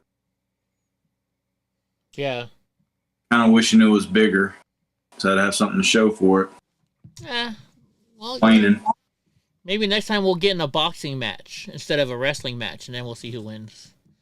I think fucking just a couple times, just right up in there,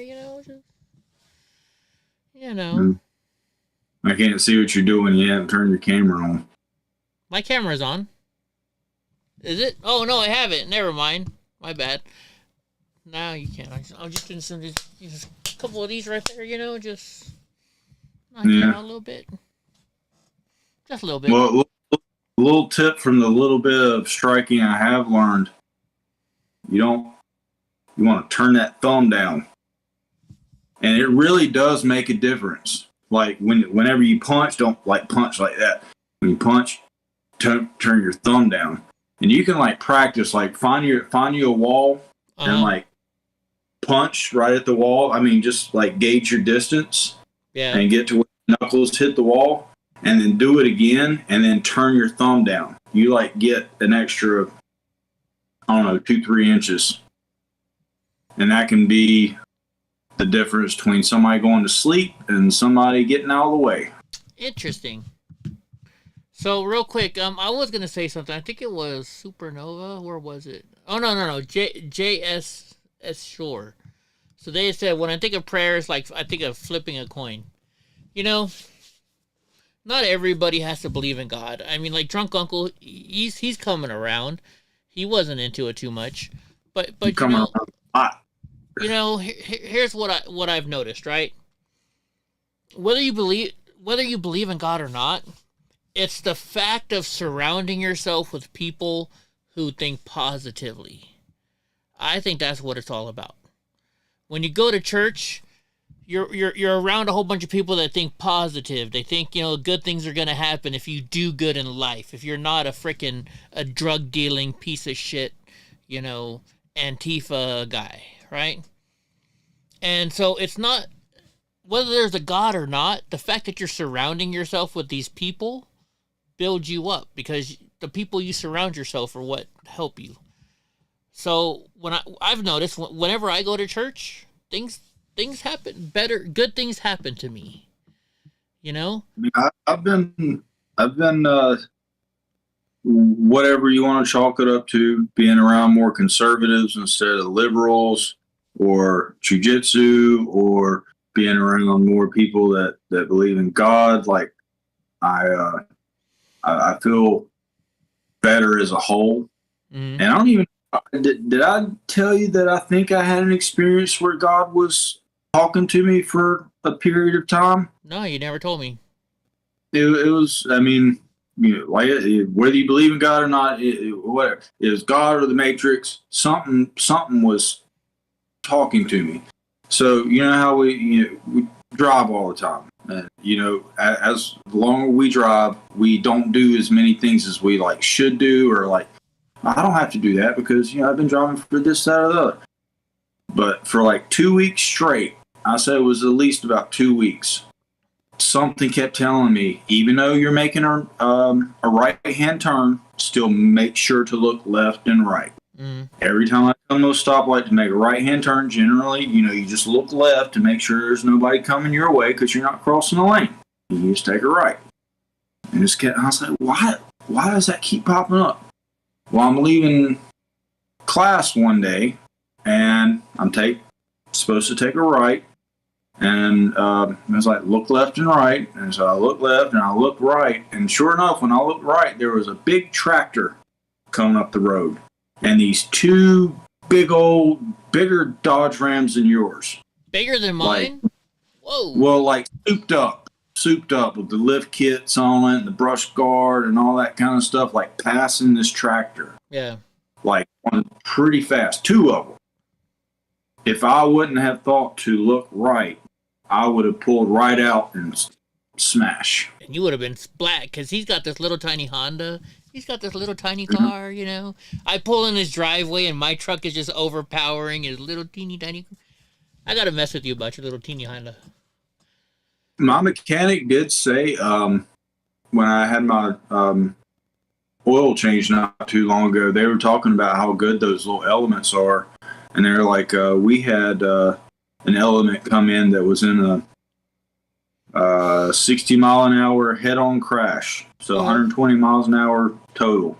Yeah. And like, the front end of it was smashed, but, you know, the person was still able to, like, get out of the car. So they actually, I guess they hold up well with collisions. And JS, I wasn't trying to call you out. I was just bringing up the point that you had mentioned that. So, like, I grew up Catholic. I went to Catholic school every day. I was an altar boy. I had to do all that stuff, right? When I got out of Catholic school, I stopped going to church. And then I got married, and, you know, me and my wife started having drama. And there was this one girl in our what class was I in? CrossFit. I was in CrossFit, right? And so we're in CrossFit, and she's like, Eddie, you know, you and Angela should come to my church. And I was like, you know, fuck that. I went to Catholic school all my fucking life. I was an altar boy. I had to go to church twice a day as an altar boy, and then once in class. You know, so 3 times a day I'm going to church. I'm like, you need to catch up to me. And so finally, you know, one day me and my wife were having real bad problems, you know, and she, of course, she was a hot smoking Mexican girl, and, you know, Mexican girls kind of, you know.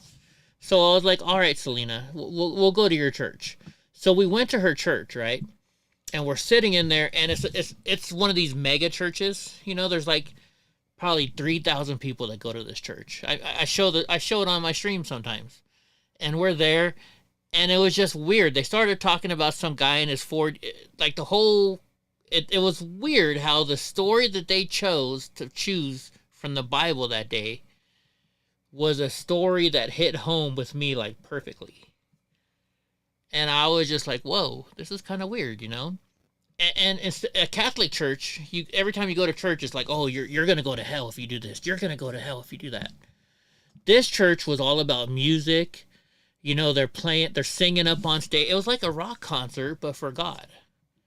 And so ever since then, I just freaking been going to the same church. And, you know, I don't preach it to everybody. I don't push church on drunk uncle who doesn't believe it. I mean, not you don't believe, but for a long time, drunk was really not into church. But did I ever push it on you? I don't think I ever pushed it on you, did I? No. You know? But then again, like, I mean, I wouldn't say you shouldn't have to, but I would say you don't have to unless the other person is just like in wanting to deny it. Yeah. The whole let God take the wheel, like, yeah. You know, I didn't even notice it like creeping in, you know? And now, like, I used to not even like take my hat off when people prayed. I never denied God. I just had a lot of questions, which I still do, about the Bible and organized religion. That's neither here nor there. However, I feel him. Mm-hmm. I feel that. Yeah. It's hard to explain. So it's like creeping in, and I'm just like, let it happen. Right? And like what I noticed, like going with that church, you know, me and my wife were having troubles, and yes, we did eventually get divorced. We're divorced now.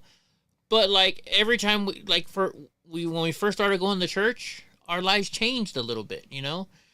Being around these people that are all positive and stuff like that, it made it much better, you know? And I don't know. Like, here's the way I try and explain to people. Have you ever noticed, like there'd be days when I was married, money was tough. I was supporting not only me and my wife, but I was supporting my father-in-law, my mother-in-law, my sister-in-law, and my sister and another sister-in-law's family that I found out every time I gave my money to my mother-in-law, she just gave it right to the sister-in-law, who I thought was a fucking bitch and I hated her, right? So like money was tough for us. Everything was going wrong. But there would be these times and I'd be like, you know, my wife would come up and, hey, you know what? We need $50 to pay this bill. How are we going to pay this bill? And then all of a sudden I'd get my phone would ring and they'd be like, hey, Eddie, I need you to come do some plumbing work for me. Can I give you $100? Or, you know, whatever. It was weird because whatever the money that we owed somebody, I would get a phone call and say, hey, can you do some plumbing work for me? I'll pay you $100. And for some reason, I owed somebody $100 that week. And it was like it was God sending. It seemed to me like God was sending that money to me through. Yes, I had to work for it, but I didn't care. You know, it still showed up.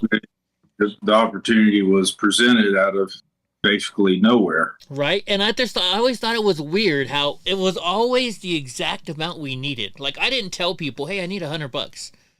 Right. But we get that phone call and they'd be like, hey, Eddie, can I give you $100 to come do my plumbing work? And I'm like, fuck yeah, you can.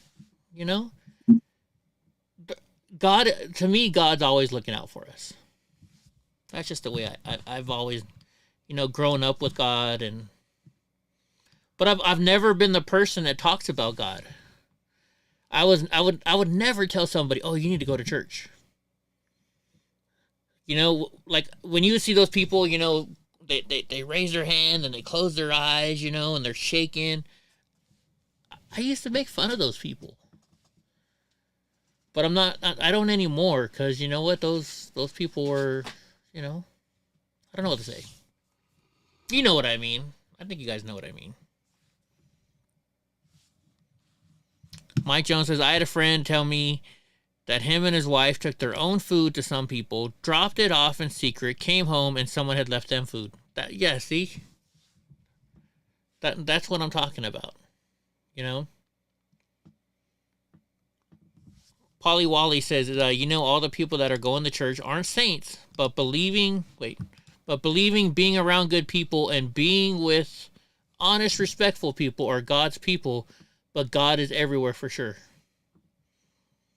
Right? So JSS, I don't know how to exactly say your name, but it says, I only went to church as a kid because my parents would take us, and I never got that feeling and never really believed what was preached. I get one experience it can seem miraculous, though. No, I totally get that. You know, I was that person. I was that person. Let's see what the girls are talking. Are they still in there? Are they still in that Twitter space? I had to leave. Oh my gosh. Anyways.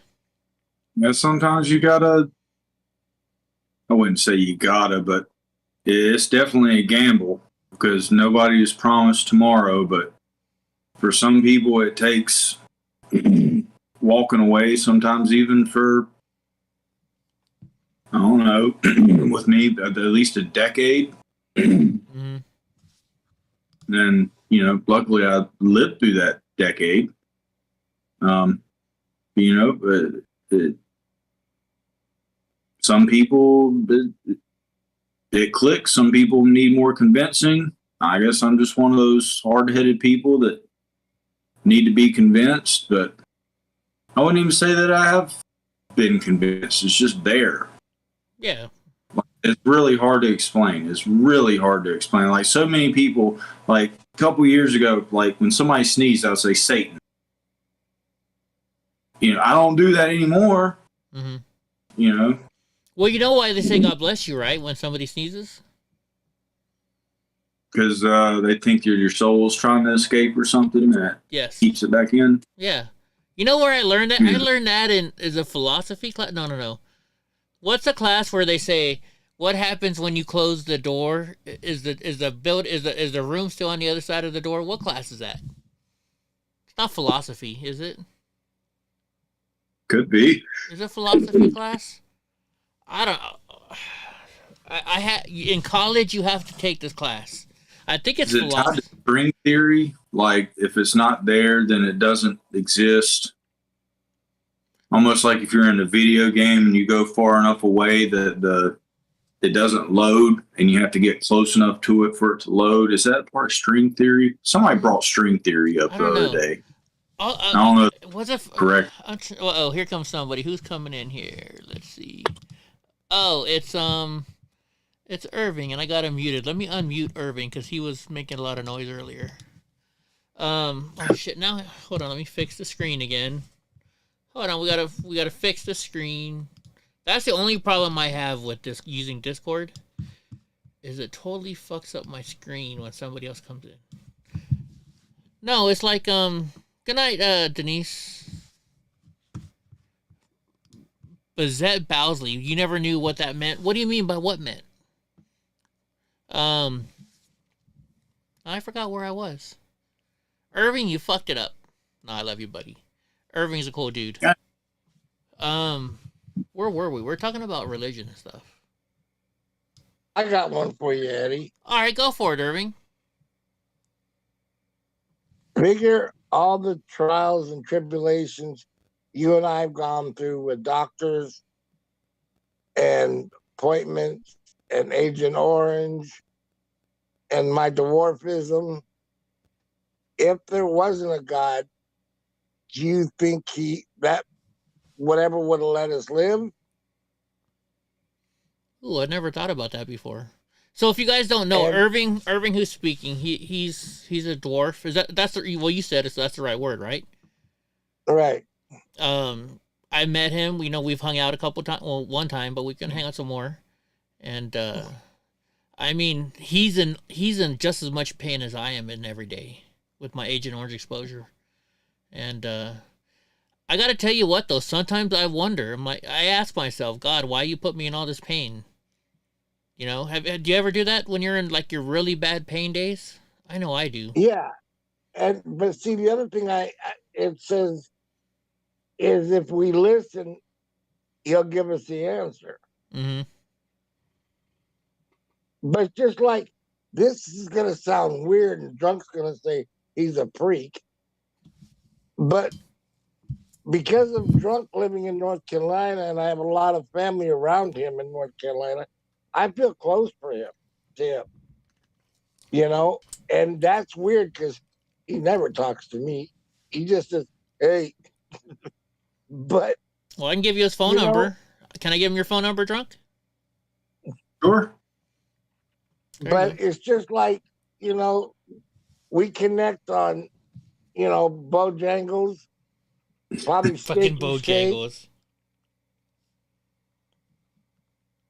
Bahangales. And see, Drunk, when I was growing up, my mom and dad put me in karate and that didn't work, so I ended up in judo. Oh. They put me in karate too. And when I learned the judo, I learned how to flip people. Oh, yeah. Thank you, Bazette. Honest to goodness, in high school one time, one of the football players was messing with me, and a buddy of mine says, Irving, flip him. And I said, okay.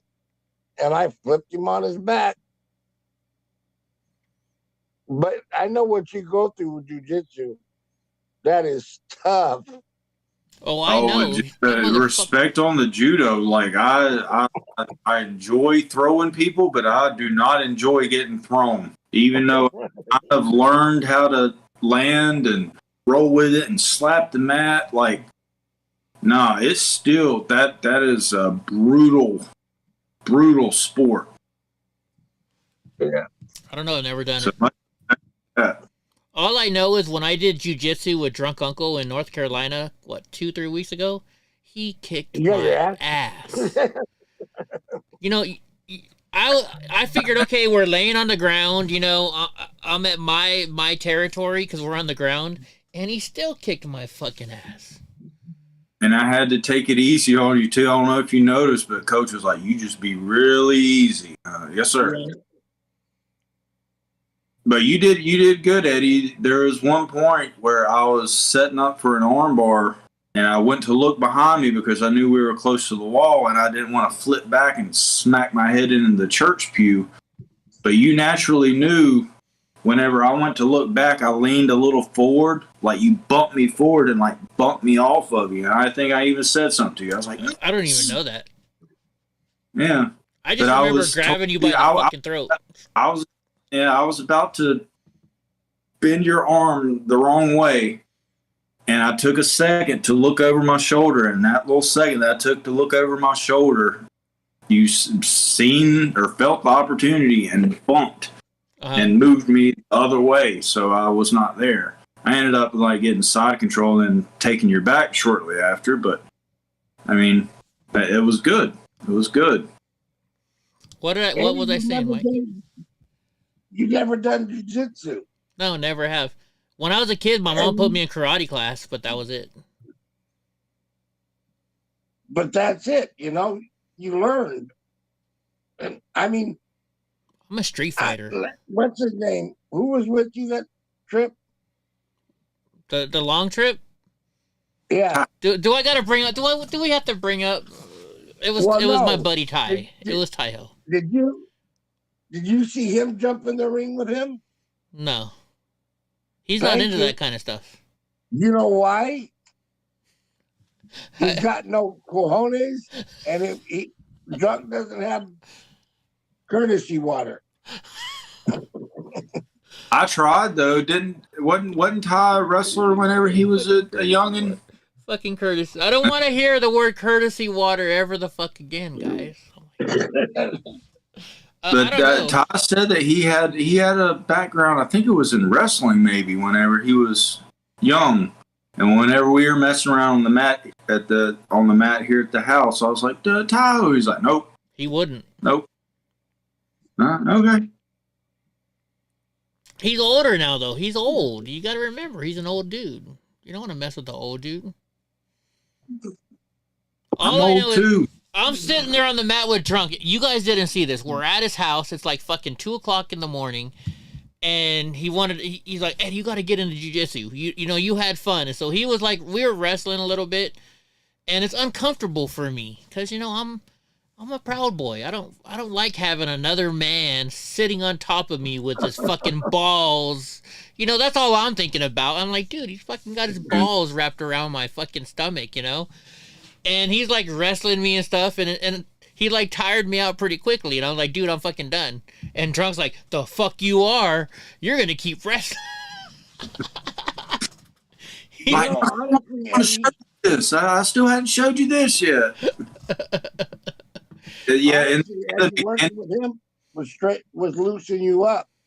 In the beginning, those jiu-jitsu, wrestling, very compromising situations, you know. I had to get a refill and they're almost gone from Drunk Uncle hurting me. But, you know, once you start to learn about it, you don't even think about it anymore. Like, I remember vaguely today, right before I was about to get triangled by Coach, I was like, his nuts are on my forearm. Mm-hmm. Yeah, that's what's weird. That's the whole weird part. I have trouble with. When you're fighting and you go to the ground, like when I have you in my guard or whatever, or you're in mount, that is the same place you're going to be whenever you're get somebody to the ground and you're punching them, but you're not thinking about your genitals basically rubbing up against each other while you're beating somebody's face in. You know what I mean?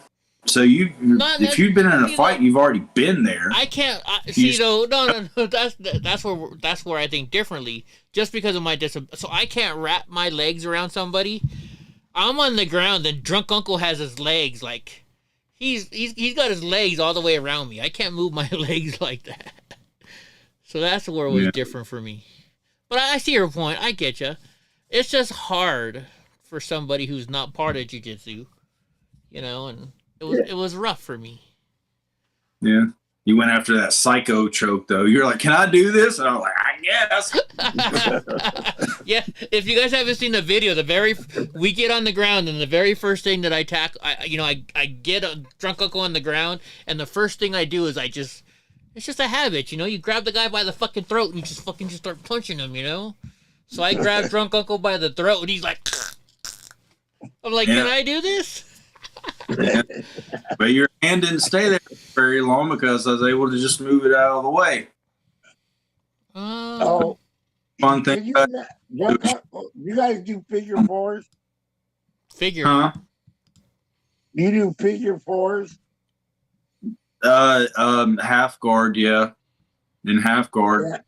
figure Can you four. imagine if you got Eddie's head in a figure four? He'd be freaking out. Oh, his head in the figure four. That would just be what we would just call a triangle. I use figure fours to just isolate legs, generally. Okay. But a figure four on the head would be a triangle, I believe. Okay. All right. Now, you know what? Just because of this, I'm going to have to put this on the fucking... I've got it. Let me cue it up. Hold on. All right. We're going wrestling? I'm going to show you and I wrestling. Yes. Let me put it up on the screen. At class or at my house? I didn't record us at your house.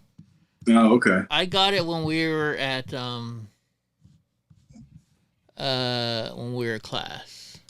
Yeah, I never even heard the term psycho choke until I heard Coach and Matt saying, "Oh, psycho choke, nice." Is that what they said? Okay, here we go. So this is me. Let me hit play. Hold on, let me turn the volume up. All right. So you slap hands, you bump fists. All right, now what do I gotta do? Stay on top. All right. I still have. Yeah. Donnie was not happy. Who's texting me now? Oh, sorry. Hold on. I bumped it up to 1080p.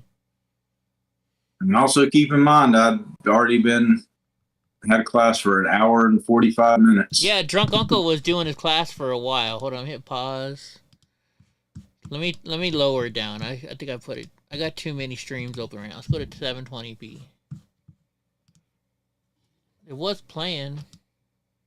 There was one part I was actually pretty proud of myself that you weigh like 240, 220, 240, 260, something? It's off and on all the time. It changes. But I was able to roll you over with relative ease. All right, now we're wrestling. As it happened. Oh, yeah. So I got you by the throat right now, I think. No, not yet. Do I? Oh, no, let me slow down. You do. Grab from the throat. Gosh darn it, you can see my booty crack. Oh, well. Gosh darn it. Let me lower it down. I got too much internet stuff going on right now. Let's go to 360.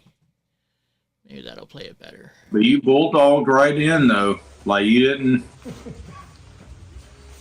Like, as soon as we bumped fists and we were like, I said, let's see what happens. You just dove right at me. I was like, oh, goodness. Well, okay. I figured I had to. Yeah. Figured I had to. But a lot of people don't do that. Like when I have Coach sitting in front of me, sometimes he'll sit in front of me like Indian style. Just there, just like, what are you going to do? And I'm like, oh, goodness. Like, I'm very cautious about what I'm doing because I'm like, he's setting me up. See, I don't know any of this stuff. And not only that, you've been, training for a year and a half now? Well, a year, but I wouldn't say that I've actually been training, but since December. Because the other place I wasn't learning what I... Oh, got his arm. See, now you're just manhandling me. But I'm just seeing the delay to where where you get off and I got side control and then... Oh, it's over. You're flat. You're not getting my neck. You know what? And hearing Taiho say tap out, I think that I was like, you know what? Maybe I should tap out. You wore me out. I was tired. This was not easy. I mean, if you wouldn't have tapped out, I would have submitted you probably within the next 5 to 7 seconds. I mean, I had no. It's no shade to you. I had taken your back. I had my hook set in, and I was already slid underneath your chin. Yeah. Like, it was going to happen. You had no idea what a rear naked choke was, much less how to get out of a rear naked choke. Like, you were going to be very, very quickly after you know. Oh yeah. Oh, I knew you were gonna kick my ass. It is. It is. Like you guys go back and watch the rest of the video. Count how many times I get submitted by the same shit over and over. Armbar. They armbar the shit out of me, and I keep putting myself in those situations, and I can't stop. I don't know why. You play here. I'm gonna turn the music off so we don't get in trouble for music. Here's your coach fucking you up right here, I think. Oh no, he stopped. And I know at one point in time, coach like very gently. It was a very gentle judo toss, and like I didn't even get tossed. Like I still had my legs wrapped around. You were like, "Oh my god, did y'all see that?" And I went back and watched it. I was like, "Oh Lord, imagine!" I wonder what he would have thought if I would have actually gotten judo tossed. What? Right. Holy shit! How did he get up after that? Yeah, you guys were doing some pretty cool music. Dude, you know what? I haven't even looked at the drone footage yet of that day. So guys, we're in his gym. The gym, probably the roof is like maybe 12 feet tall. I'm flying my drone inside this fucking gym above Drunk Uncle while he's wrestling. Oh, we appreciated the wind from the drone. I remember saying that when I was messing around. I was like, oh, this feels good. Right? Because we're catching, we don't believe in air conditioning. So any kind of air that we get that's not hot air is very delightful. Oh, dude, I was out of breath for at least a good half an hour after you wrestled me for that 1 minute. Oh, yeah. The first time I wrestled, you lasted longer than I did. My first roll, I think I maybe lasted 45 seconds tops. Well, that's because I'm a Proud Boy. We don't fuck around. Yeah. Yeah. But Eddie, when's the last time you did that much exercise? Oh, it's been a long time, Irving. A long time. Yeah, so 30 minutes being tired afterwards, you got to give yourself some credit. Right? I mean, I hardly, nowadays, if Antifa comes around, it's mostly Antifa's so weak, all I got to do is punch them once or twice and they're knocked out. That's what I'm used to. I've got a knockout punch, too. Oh, I bet you do, bud. Right in the nuts. Well, Eddie, do you remember, right after our roll, Coach, you still got it on film. Coach showed us a couple ways of, because your initial reaction was the psycho choke. Yeah. And he showed a way to disable somebody from the single hand choke and from the double hand. Was that right after I wrestled you?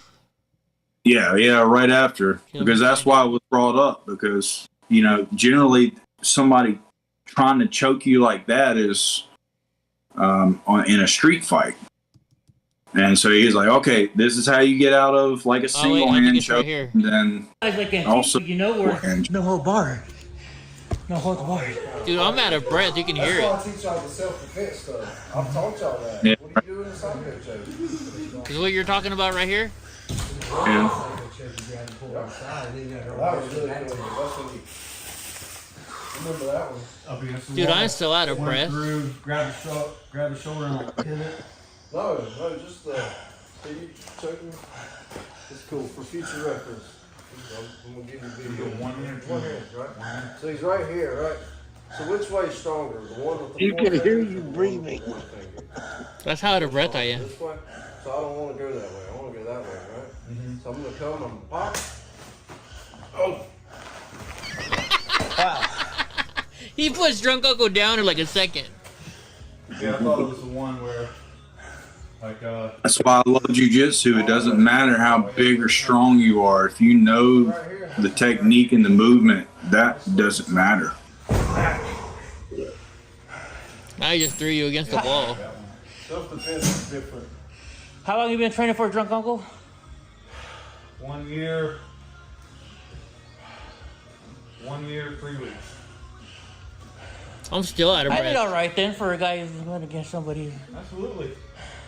Yeah, I'd say I've been training on a real level since November, maybe even January, whenever I switched places, because I only got to work with Professor every once in a while. All that stuff that I done beforehand, that was nothing. Yeah. Some classes I didn't even break a sweat. That's why I would come home and do stuff with my grappling dummy and on the mats. I'd leave my other place and I hadn't even broke a sweat. And I was just running through people. I wasn't learning anything. I was just fluffing up my ego.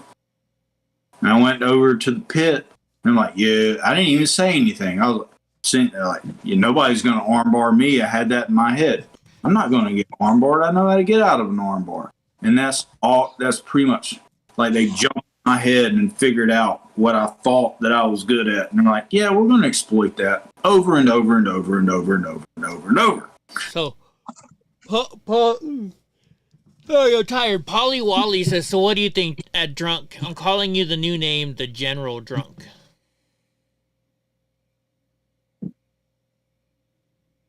It has something to do with my jacket. Is that like a military? The general, is it the, I don't fully understand. Is it the gold? It's something to do with the jacket. Who knows? And Paul, Paul wants to buy one of these hats, I guess. So we are going to sell Paul a hat. I can't give stuff away anymore, guys. These hats cost me $25 a piece plus shipping. And then I got to ship them to you. So. Peace. Who's doing your hats, Eddie? Jeff Perrine, the guy, the Prudent Patriot. Yeah, have you seen that place? The guy has a channel, Demolition Ranch.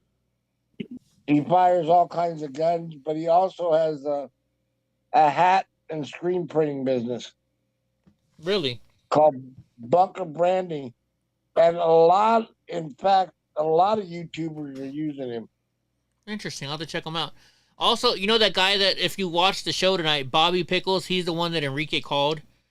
Bobby does shirts and embroidery, too. He's like, Eddie, how come you're using fucking Jeff instead of me? I'm like, you didn't tell me. And Jeff is right. My buddy Jeff lives only like an hour away from me. We're good friends, you know? We were Proud Boys together. My grandfather used to outsource all the embroidery. I guess embroidery is much harder to find than screen printing or vinyl heat press. But he used to get all the merch for the Highland games here. Well, I mean, my sister does that. Go ahead, Eddie. Oh no, I was just gonna say these are nice looking hats. My sister does that for the steeplechase in Charlotte. She outsources their hats and stuff. Oh yeah, yeah. We got trucker version. We got the trucker hats. If you like the trucker hats, we've got. So I like. If you guys don't notice, I like the green. We got the. This is the snapbacks with the green bottoms. I've got flex fit hats with the white bottoms. You know. Another green bottom girls make the rocking world go round. I always thought that was weird. Somebody else must have wrote that song or Freddie Mercury was by. Which song is that? Fat Bottom Girls. Oh. Why would Freddie Mercury write a song about fat bottom girls? Maybe that's what turned him gay. I don't know. My shirt says I'm too old for this shit. It's one of my jiu-jitsu rash guards. I like the funny ones. And I got a new mouth guard that says "bad motherfucker" on the guard. Yeah. You know what? I'm gonna play this song. I haven't played it in a while. And do you guys know Kid Rock doesn't get mad when we play his shit on our show? I have never gotten a copyright from Kid Rock, and I played this song hundreds of times. Do you see where Anheuser-Busch gave people leave of absence for what they did? I know they fired her. Didn't they lay her off or something? Yeah, that was initial reporting, but they put him on suspended leave. Oh, is that what it was? With no pay. Yeah, I don't know if I told you, Eddie, but I go down to my corner store, and like I stop at a grocery store on the way home from jiu-jitsu sometimes because it saves me money. There is an abundance of Anheuser-Busch products. But Miller Lite, Coors Light, which is what most people seem to have switched to, are sparse. And even the other day, like I generally would go in after jiu-jitsu and I'll get 2 cases of Pabst Blue Ribbon. Might as well get them because they're there. It's cheap. It's not that bad. Another day I can only get 1. Well, they ain't even have more than 1. So, remember when I got snowed in, I called PG&E and this one guy called me and he called me from his personal number from PG&E and he's like, well, we can't really get you tonight. And I was like, look, bro, my stepdad's 87. We're stuck here. Our generator's been running for 7 days. We don't know when we're going to run out of propane. He's 87. He can't be without power. And this guy says, you know what? Don't worry. Tomorrow I'll be there and I'll turn your fucking power on. So I went out and bought the guy a fucking 12-pack of Bud. And I bought him a 12-pack of, I don't know, I picked some hoity-toity beer, right? Well, they couldn't take it because they're PG&E. So now I have all this beer, right? I still have Bud Light. So I'm going to show you. You guys are fucking idiots. If you bought the Bud Light already and you already spent the fucking money, don't destroy it. Drink the motherfucker. So I'm going to drink some right now. I've been drinking enough tonight, so... Yeah, I always thought that was silly with when people got mad at Yeti and Carhartt, Nike. They're like burning their shit. I'm like, dude, you're going to be over this in not too long. And you're like, oh, fuck, I burnt my Jordans. I burnt my Carhartt jacket. I burnt my Yeti cooler or shot it up or whatever the hell. I mean, you already paid for it. They already got your fucking money. Yeah, just use it. And if you flop on your little boycott and they apologize later, you're like, oh, okay, well, I guess I'll be a customer. You got to go buy it again. Right? Silliness. All right, I just feel like playing a song. I'm going to waste 4 minutes of our time.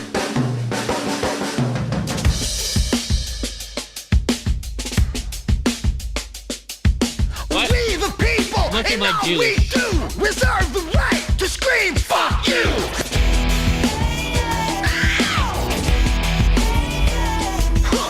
Wear your mask, take your pills, now a whole generation's mentally ill!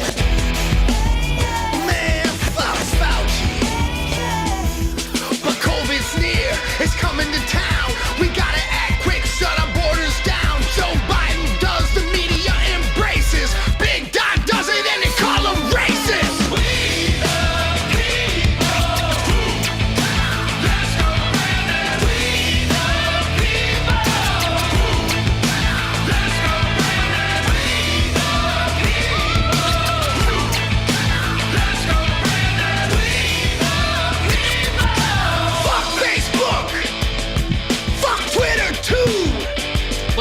And the mainstream media, fuck you too,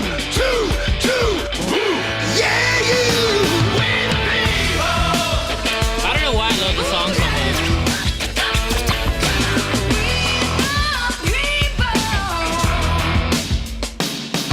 Inflation's up like the minimum wage, so it's all the same, ain't a damn thing changed. Wait, you know why I like this? You know why I like this? You know what this is? This is 90s rap. Remember 90s rap when you could actually hear what the fucking people were saying? Well, you don't because you don't like rap, but... I was into rap rock. Like, what was it? What do they call it? New metal rap rock. It was kind of all intertwined. You had Korn, like Limp Bizkit, I thought Kid you hated Rock. Limp Bizkit. I thought you don't like Limp Bizkit. Oh no, I it's don't. Fred Durst you don't like. Yeah, Fred Durst's voice eventually got on my nerves. Like, I enjoyed the music, but like, Fred Durst, y'all! I'm gonna break your fucking face tonight! Yeah. You know you gotta like that song. I mean, come on. Oh, yeah. Yeah, Pauly Shore, and that was good. That was good. Limp Bizkit started off as a Christian rock band, if you didn't know. Did I block you in, Donnie? Sorry. Come on through, handsome. Little spoiled brat needs to get his way in. All right, let's finish the song.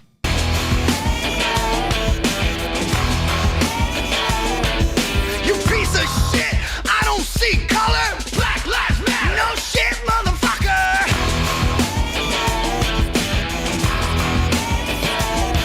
But we gotta keep fighting for the right to be free. And every human being doesn't have to agree. We all bleed red, brother, listen to me. It's time for love and unity!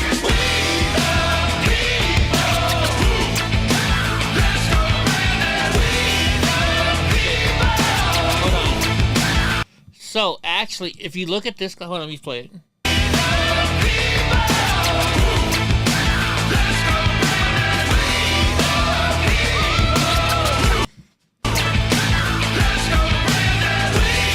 There's a guy in here with a hat. Fuck CNN! Fuck TMZ! And you social media trolls, y'all can suck on these nuts. That's what's up!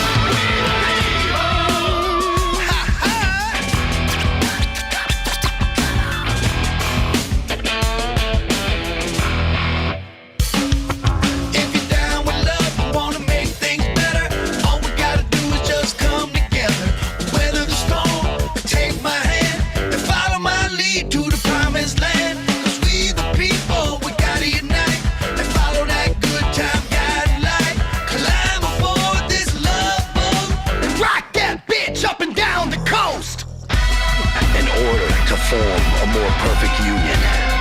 Do ordain and establish this Constitution for the United States of America.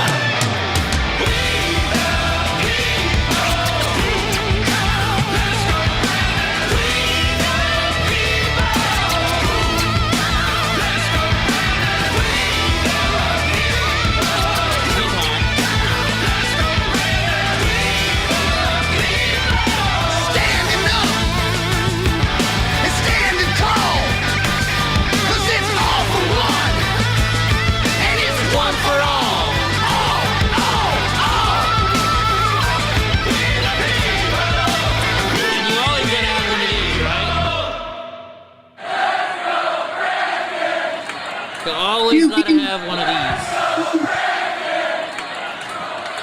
We gotta get Drunk Uncle one.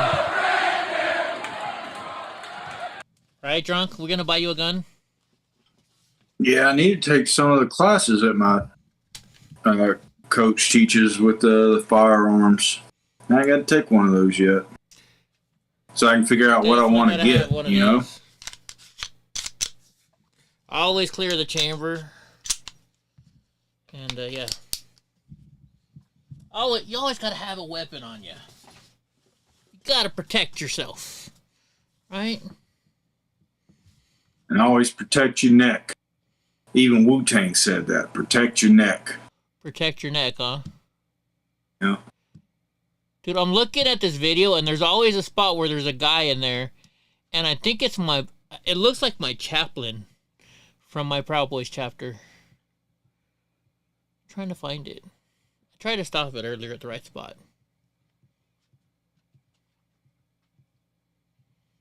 Where is it? Anyways, I should hit him up. Oh well. Anyways. Holy shit, it's 10 o'clock. I gotta feed the dogs. No wonder Donnie's been fucking with me so much lately. Did I forget to feed you guys tonight, huh? All right, guys. Well, I hope you enjoyed the Twitter spaces. I'm sorry Enrique didn't talk as much as we thought it was. You know. Oh, I got. No, if you get on the show, I'll know to shut the fuck up. No Southern questions. Yeah. Yeah. Limit my question to 10 words or less.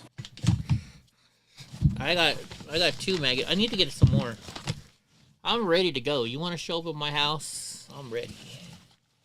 Come on down. Come on down. We're always ready. That's what I like about this too. So the safety, this is a Springfield XD9. The safety is actually right here, so you can't pull the trigger unless your whole arm is pushing on that button right there. It's a great safety feature. It's a great safety feature. What's up, Cali 559? And I live in California, where you really can't have too many guns. Dang, your dogs are as fat as mine, Cali. In California, are you able to conceal carry at all?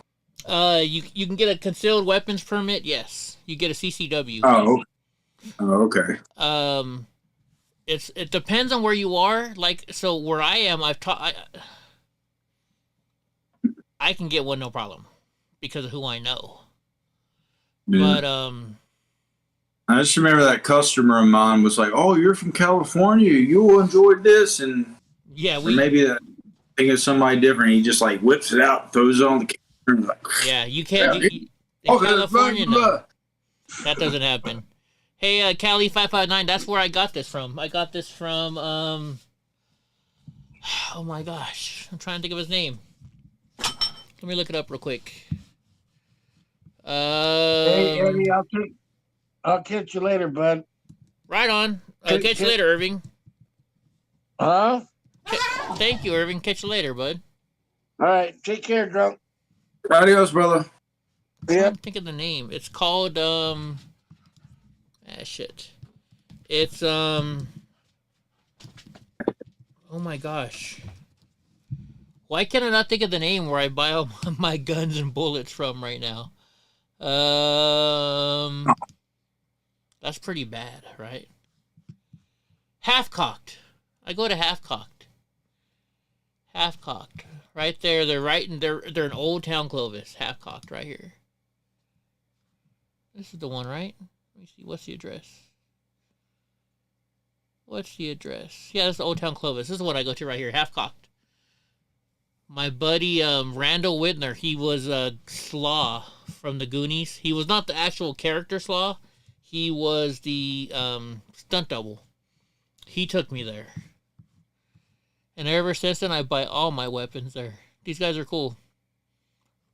Bill, the owner, is an awesome fucking dude. But yeah, that's where I go in Clovis to get my weapons. It's always good to have a local place to go to, a place that you trust. Right? Plus, not going to do you wrong. Something messes up, they're going to take care of you. Plus, it's time for a new gun. I bought that for my birthday last year. What gun should I buy for my birthday this year? You haven't even shot that one yet, have you? No. You want to buy another one? You can never have enough guns, drunk uncle. You can never have enough guns, right? Yeah, no, I understand, but never have. I guess I want to get more. I like to get use out of stuff. Like as soon as I get something, I want to use it. See though, if I go out and shoot this every day, then you got to save the ammo. You never know when you're gonna need it.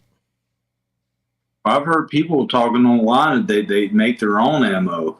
I think they just pick up the casings and can repack it or something. Yeah, they have. They have this thing. You can they're called reloaders. I don't know. I wouldn't trust myself reloading. I just buy the bullets.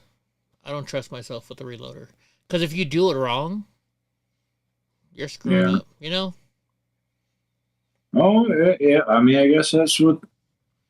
I'd rather spend the money to pay somebody else to do it. How about that? Oh yeah, I know how it is. And you got sometimes I take those chances. They don't work out. There's plenty of times in jiu-jitsu to where I've been like, oh yeah, I'm gonna do this, and I'm like, now my leg is folding in, and I cannot move. And if this person decides to move, I just broke my own leg because I was dumb enough to put my leg here, thinking I was gonna get out. It's midnight where you are? You must be in the central United States somewhere. Oh, yeah, it's 1:15 over on this side. Oh shit! It's rodeo weekend. No wonder my friend who owns she owns Outlaw Tavern in Clovis. No wonder she's been telling everybody about parking spaces. Oh shit! Yeah, Clovis has a huge PBR rodeo. It's rodeo weekend. Fuck. PBR, yes sir. Whee! I wanted to go there. Totally different company, but oh yeah, way different company. Like Clovis. When we have the rodeo, it's huge here in Clovis. But I bet they do enjoy the PBR though, because they're still bull riders. Yeah, they do. How much is a Clovis rodeo tickets? Let's see. April 26th. Let's look at tickets. I wonder if my homegirl can get me in. Those bull riders probably take more damage every ride than I do going to jiu-jitsu. I had a buddy that his sister $83. A professional bull rider, and like he was constantly hurt. Was he? Like all the time hurt, like bad hurt. And I'm just like, as a youngin', I was like, why would you keep doing that? Like you just keep getting yourself hurt, and like now I'm doing it myself. Yeah. By the way, we haven't done in a while? We haven't checked Debbie's page because normally she shows who's the bartender of the night. Let's see who our bartender of the night.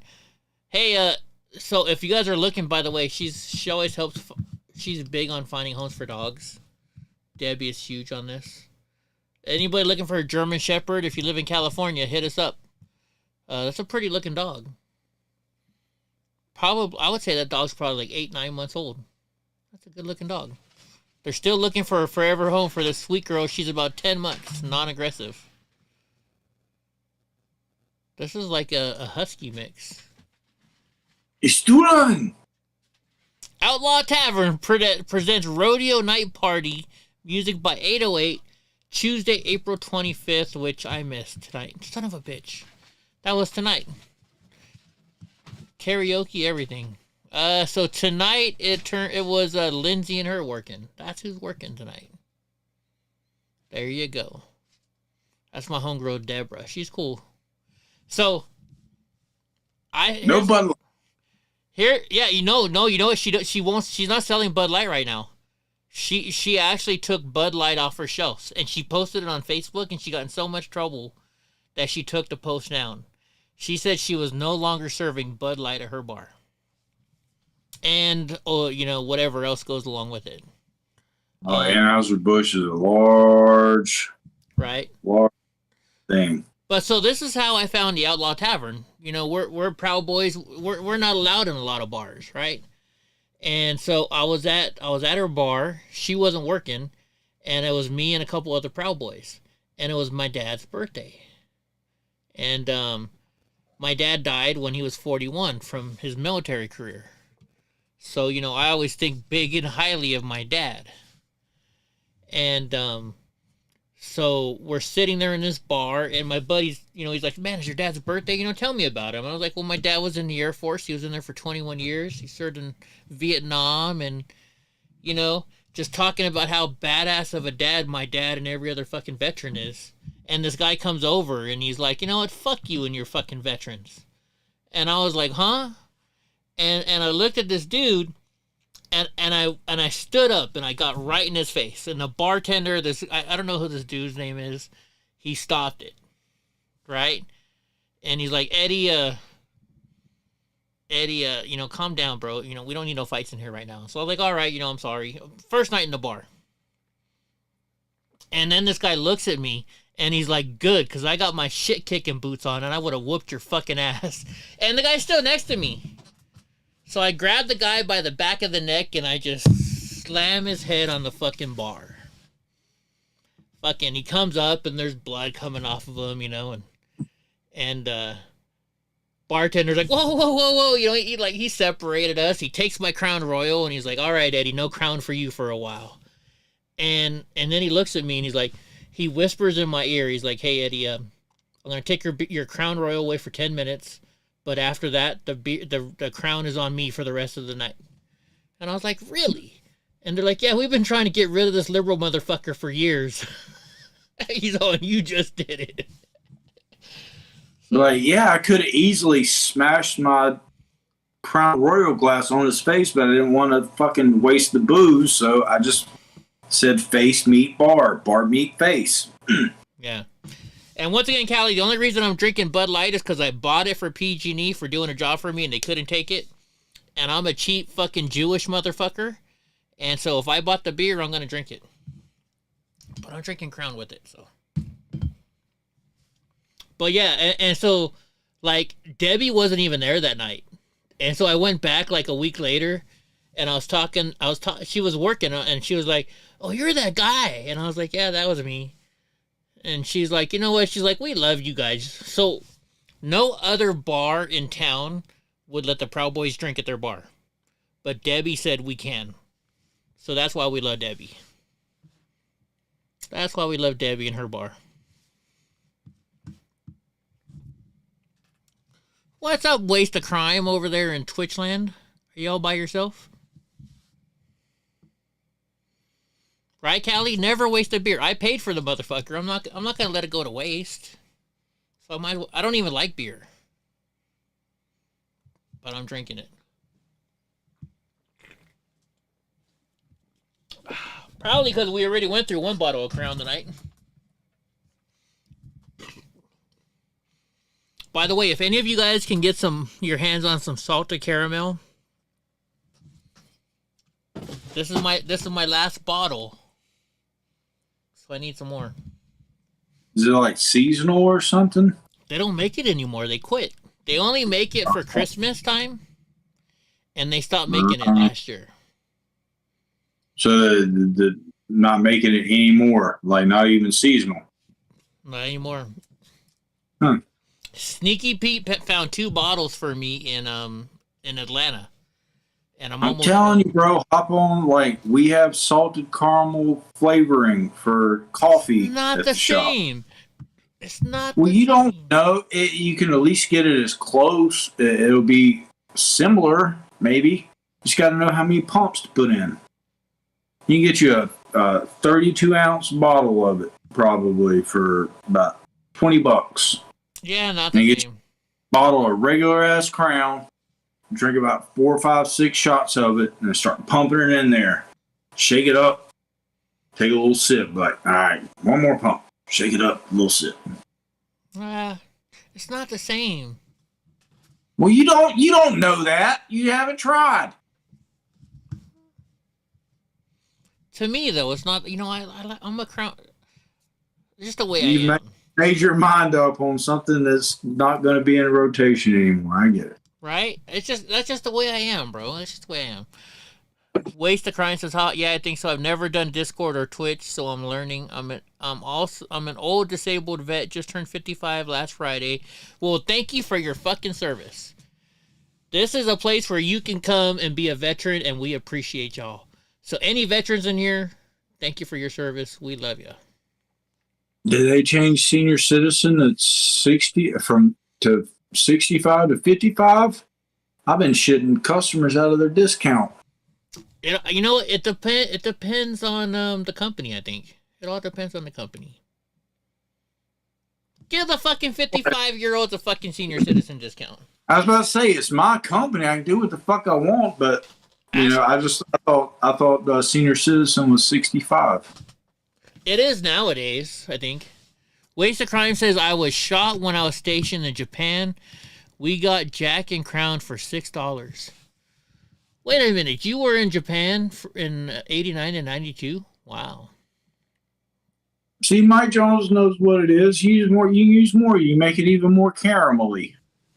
Yeah, but I don't know. I'm a guy of, what do you call it? I'm creature of habit. Yes. Like, if I'm gonna buy a stereo for my truck, it's gonna be Alpine. Every vehicle I've ever had has been Alpine, because Alpine makes the best shit. If I buy a computer, it's gonna be a Mac. If I buy a phone, it's gonna be a Mac, because I'm a Mac guy. Was your very first stereo an Alpine? In a car? Sure. Actually, my very first good stereo was an Alpine.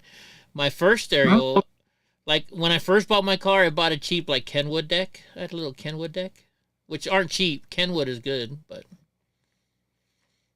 I had my Boss, right? So here's the deal. When I was younger, I had a Boss. And we'd I was into music, and we'd bump up our systems, and he's like, that's not the fucking way to do it. I don't want to hear fucking your trunk rattling all the way down the street. You got to have the mids, you got to have the highs, you got to have everything, and you make sure your shit doesn't fucking vibrate. And so, I was all in with this guy, and he's like, and you only buy Alpine. And I've always had great experience with Alpine, so I only buy Alpine. Yeah.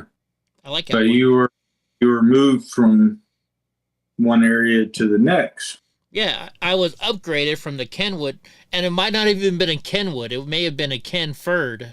The cheapy Ken, the fake Kenwoods. But sometimes, if you put enough effort into it, time and effort of something that you really enjoy, you can make something that you prefer better. Hence, I have this. Look at this purple. It's so old, it's like black purple. And then I've got my stuff. I go through this, not this.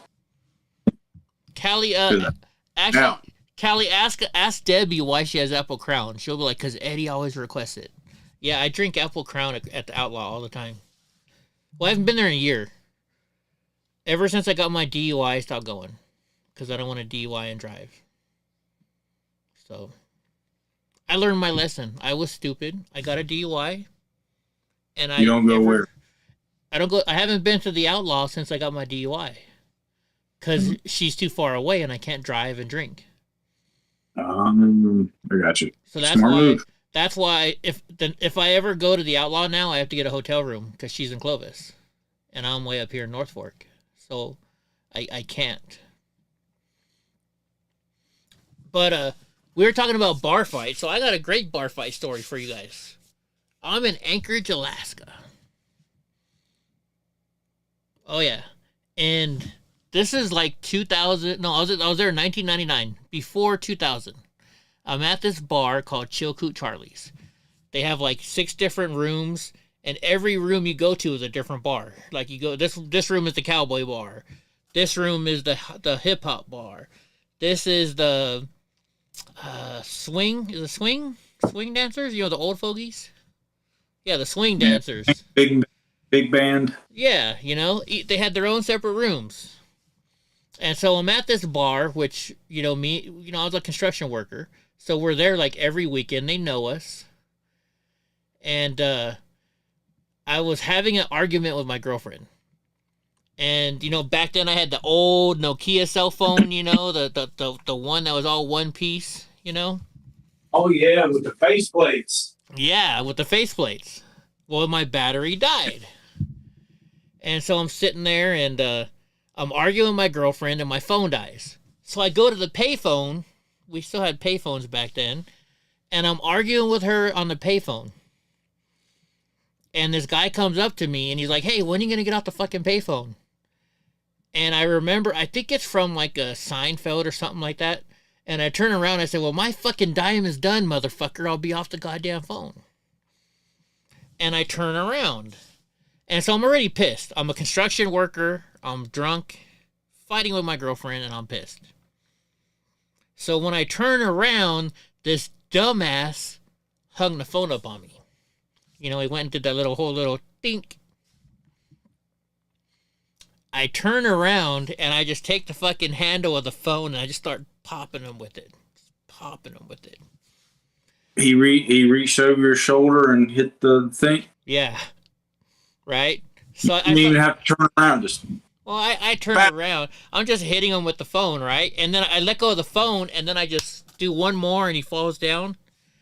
The bouncers come up to me, and me and my whole entire plumbing crew, we drank there so much that that this guy comes up to me, and he's like, "Hey, Eddie, you need to watch where you're going. You just kind of knocked that guy over as you're walking by him." I'm like, "Oh, yeah, sorry, bro." So I guess it really wasn't much of a fight. But yeah, yeah.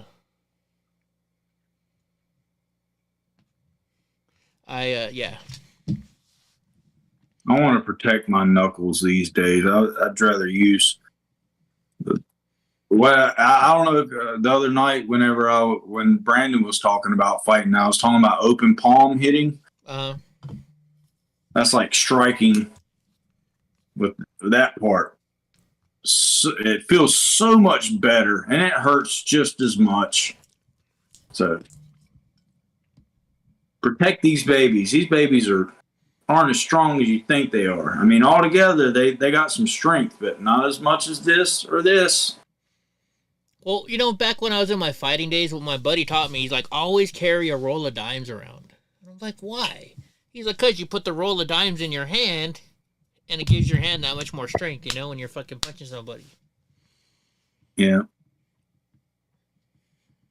That definitely helps if you haven't been, and I'm still learning. I'm not trying to give any advice here, but that's generally for people that haven't learned how to properly, like, hold their fists. And I'm still learning, like, keeping all the knuckles aligned. Because I remember I would hold my fist and it would kind of be like angled. And sometimes I'd be like, oh, what if I tuck my thumb in? And now I'm like, no, that's silly. I ain't doing that. Keep them shits aligned. Turn your thumb down. The one thing my stepdad, who's a Golden Gloves boxer, taught me, he's like, you don't go back. He's like, that you lose energy. He's like, it's always from here. You always punch from here. He's like, the minute you cock yourself, you're wasting energy. He's like, you just, bam. And you're giving the other person time to think. While you're rearing up, they could. Right? That's true. You get tagged 4 times just like rearing up. Sagittarius. Sagittarius says the palm. Sagittarius says the palm to the chin. Just. Oh yeah. Palm to anywhere. That's hard stuff. Oh, wait a minute. I can't believe I haven't brought this up yet. I sent you the text. You know what I'm about to talk about. I already saw the look of disgust on your face. Is your boy gonna go to jail? Nate Diaz, folks. If you haven't seen it, Nate Diaz got in a fight on the streets of New Orleans. See, when I first seen it, I was like, all right, waste of crime. Catch you later, bro. I was like, oh man, I wish he wouldn't have done that. Did I ever go to your event in Washington for the Proud Boys? He didn't really hurt. He didn't hurt the guy. He knocked him out, but it wasn't like, Nate could have fucked that kid up, but he didn't. Well, he put him in a guillotine, a standing guillotine. A standing guillotine is probably one of the most painful chokes that I've experienced being in.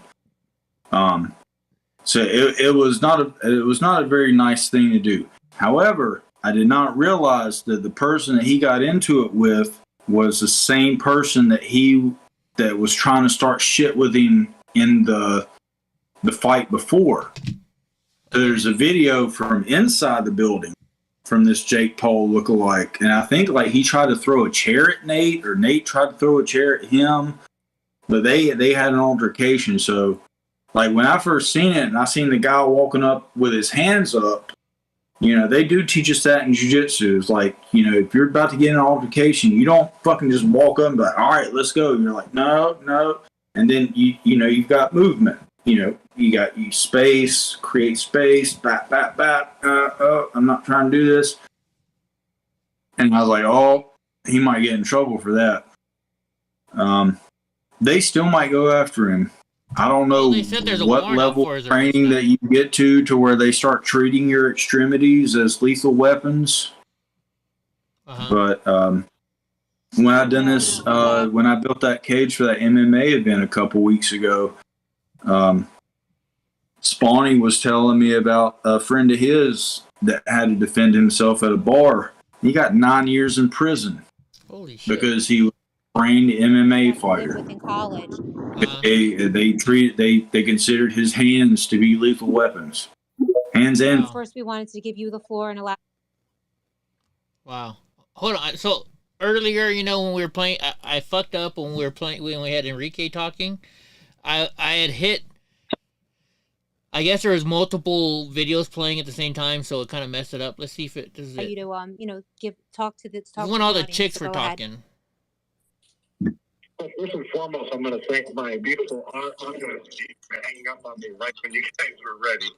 So I'm going to play this real quick for you guys. I'm reporting to you guys from Center outside of DC in my 4x5 cell. And as you guys heard today was closing arguments. And I'll take it from there. I mean, I'll take real quick, guys. This is Enrique. So you guys...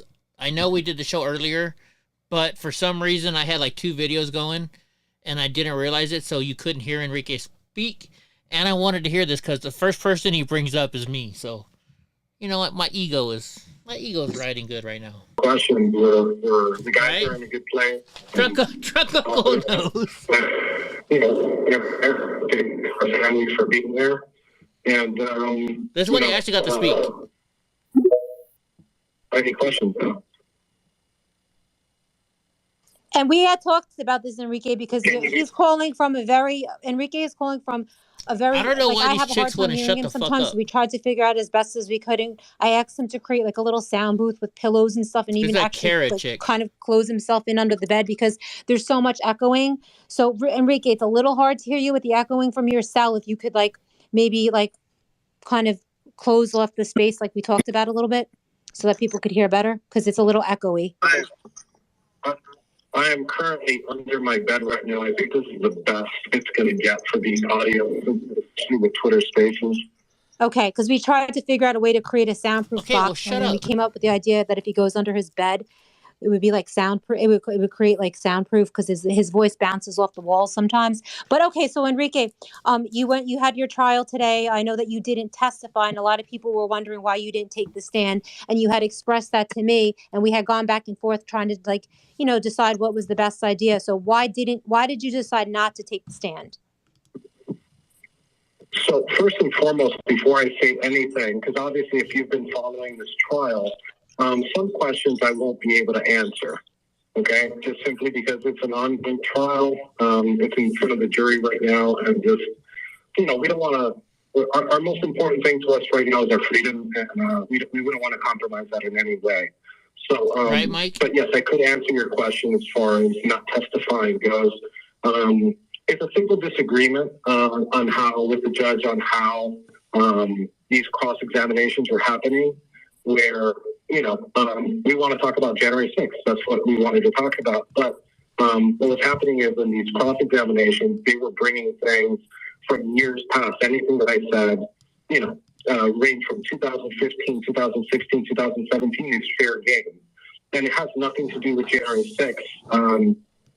So we were afraid that they were just going to use old statements, and just try to muddy up the waters when at the end of the day, what we're trying to do is get to the bottom of what happened on January. What do you guys think I should do? Should I take all of his video where he's only talking, like the whole 30 seconds they let him fucking talk, and put it together so people can hear what he said? I know me and Enrique are good friends. So what I might do is I might see if Enrique will call in to us and just not even fucking say a word. Just let Enrique say whatever the fuck he wants. Just be only Enrique time. Snap in the background. Right? Yeah, we'll just be like, yeah, well, you know? And we've heard that multiple times in this courtroom, in multiple courtrooms. We've heard it from the January 6th committee, the unselect committee. Everybody's trying to get down to what went on January 6th. Okay, but what's happening in some of these cases is we're not talking about January 6th anymore. We're talking about statements that people made in the past, conversations, associations. We saw that multiple times in this case. We've seen it in other cases. And again, it's not anything. It's a simple disagreement with how the court has ruled, and we respect the court for ruling in that way. But it is very difficult to try to fight a case about January 6th, and they're bringing in evidence from almost 6-7 years ago. Could I interrupt really quickly, Enrique? Because he doesn't want to be, he's being nice about it because because he's on trial right now. But the reality of it is, like, the judge was allowing evidence to be brought. They really had to just, hold on, Alicia. To withhold evidence about the CHSs. Right. Proud Boys in general, actually, you know what? It's not just Proud Boys. It's Americans in general. We see a lot of things in our club. We see a lot of things. I don't care where. I don't care if you're a minority. I don't care if you're missing a leg. I don't care if block, for example. He blocks on a scooter, and he riffs on me. I riff on him, and it's simple fun. I'm like. You just heard it. So where he's like, I rip on him, he rips on me. Me and Enrique are fucking cool as fuck. All we do is talk shit back and forth. They like to fart on each other. That's cool. Yeah, we fart on each other. No matter what it is.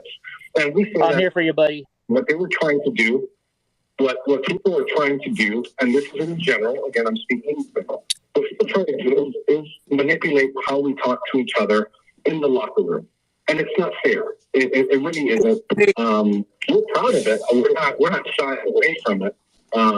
But the problem is it's being used, and then now I'm going to talk about just court in general, these trials in general. I mean, my head is getting bigger right now because, who's the first person Enrique brings up but me? He didn't even know I was in this Twitter space, But you know why he did that? Because me and Enrique are friends. That's what brothers do. We talk shit about each other. We fuck with each other, right? Right, Drunk? We fuck with each other. We talk shit about each other. But we're boys. That's what you do. That's what real men do. And that's why you don't get too mad at me if I accidentally call you the B word. You get away with it a little more than other people do, yes.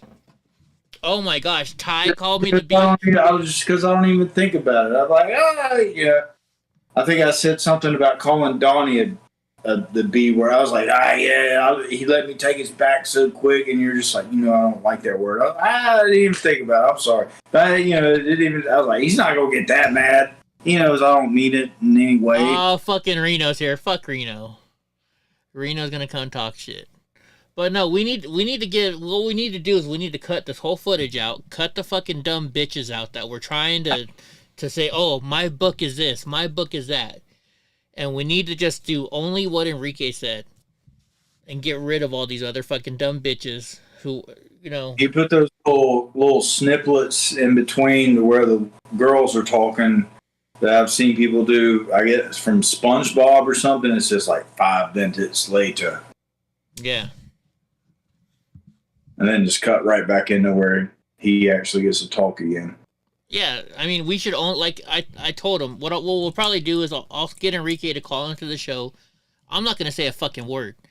It's going to be Enrique talking the whole entire time. No questions, nothing, just whatever the fuck he wants to say. And if we can get Joe to call in, maybe fucking get, anybody to call in.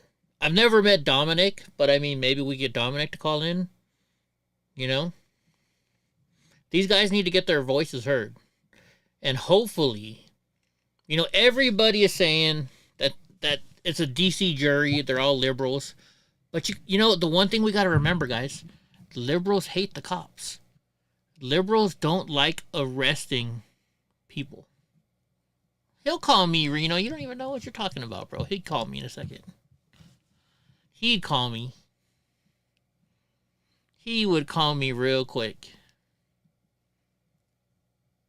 Oh, Tyrone. What is that movie from? I remember that was from Friday. But what else is it from? It's the actual song, I think. Is it? All on Tyrone. I'm pretty sure it's a song. Yeah, dude, Reno. I'm already hooking it up. But Reno, ask him. Go for it. No, just because if you watched the show earlier, Reno, they had all the the Gateway Pundit. They brought Enrique on, and for the 60 minutes that he was on, he talked like 5 minutes. These dumb bitches were like, "Oh yeah, my book. This you got to read my book about the January 6th." No, we don't need to read your fucking book, bitch. We need to hear what Enrique wants to talk about. It was pissing me off. All these people were over talking to Enrique. Nobody wanted to hear them talk. You see that a couple of Antifers got arrested in, what was it, Fort Worth, Texas? No. They, well, one of them, I could have swore, they in Black Bloc, but I could have swore I thought it was a female, but, skinny jeans, whatever. But they just walked up to some protesters that were just holding signs. They didn't seem like that they were causing problems. Just holding their signs, like, maced them. Good. Then, like, the cops trying to casually walk up to them, and they kept, like, putting, like, barriers in between. Then, next thing you know, the little fucker starts running. And then he's like, help! Help! Help! Nobody's going to help you. The cops got you, bro. Oh, yeah, real quick. Since we got Reno in the chat, Reno, somebody from your chapter may or may not have messaged me saying that they wanted me to join your chapter. Just saying. Oh, you can cuss. Fuck it. I cuss all the fucking time. We're fucking cussing. We're drinking. We're getting high. We got mushrooms in the house. We got weed in the house.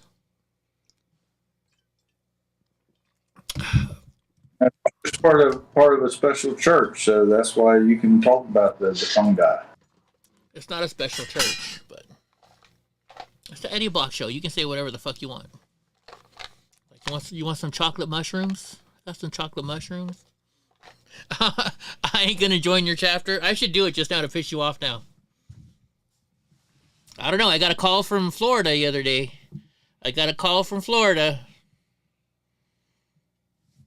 I'll come over there and fuck with you. All right, Mr. Nice Guy. Chicago chapter is out. Oh, you're the president? Okay, maybe it wasn't your chapter. I don't know exactly what chapter you're in, but there's somebody in Florida that called me that wanted me to be part of their chapter. Just saying. Florida? How you going to make those appearances? Don't you have to make appearances? Yeah, I'd never be able to make the appearances. I don't know what, I never got a call back. You can't miss. You're supposed to go to at least one church a month. You can't miss church. You're supposed to make at least one church a month. So. Oh, y'all call it church too? Yeah, that's what it's called. You got to go to church. Okay. Yeah. So maybe you missed whenever I was saying that I said you go to a special church. That's why you can talk about the fungi, where you go to get the magic stuff. You mean my weed? Or not my weed, my mushrooms. Yes. Yeah, so actually, you know what? So they expanded now. So they only had one church. So this right here, this is magic mushrooms in chocolate form. And there's a church here in California that you can go to and buy it legally because it's all part of the church. Well, now they opened up a second church in San Francisco. So I'm not going to tell you who it is. I'm not going to get nobody in trouble, Reno. You get fentanyl with the... No, you get weed. It's only weed and mushrooms. Weed and mushrooms. The stuff is called Golden Teacher. Who names a mushroom Golden Teacher?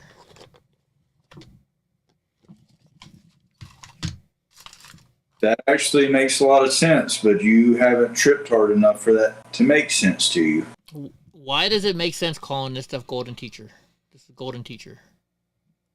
because tripping can be a very spiritual and educational ride. That's why I do. That's why I like to do psychedelics. I'm not trying to high five the fucking Mickey Mouse or pink elephants. Like, I'm trying to get myself together on the inside. Hold on, let me put it up on the screen. Is it this one? There we go. Yeah, golden teacher mushroom effects on the brain and the body. Says, with the recent legalization of psilocybin and other drugs in Oregon, even though I'm not in Oregon, we're also seeing a growing interest in other states. It's clear that magic mushrooms are here to stay. One of the most popular shrooms in demand today is called the golden teacher mushroom, which we have right here. This well-known psychedelic mushroom strain contains the active elements of psilocybin and psilocin. What's the difference between psilocybin and psilocin? I don't know. A bunch of penises, though. Let's see. It says, with more studies underway, scientists and enthusiasts alike hope to shed some light on the healing properties of psilocybin mushrooms. Thank you, Mr. Nice Guy. Thank you.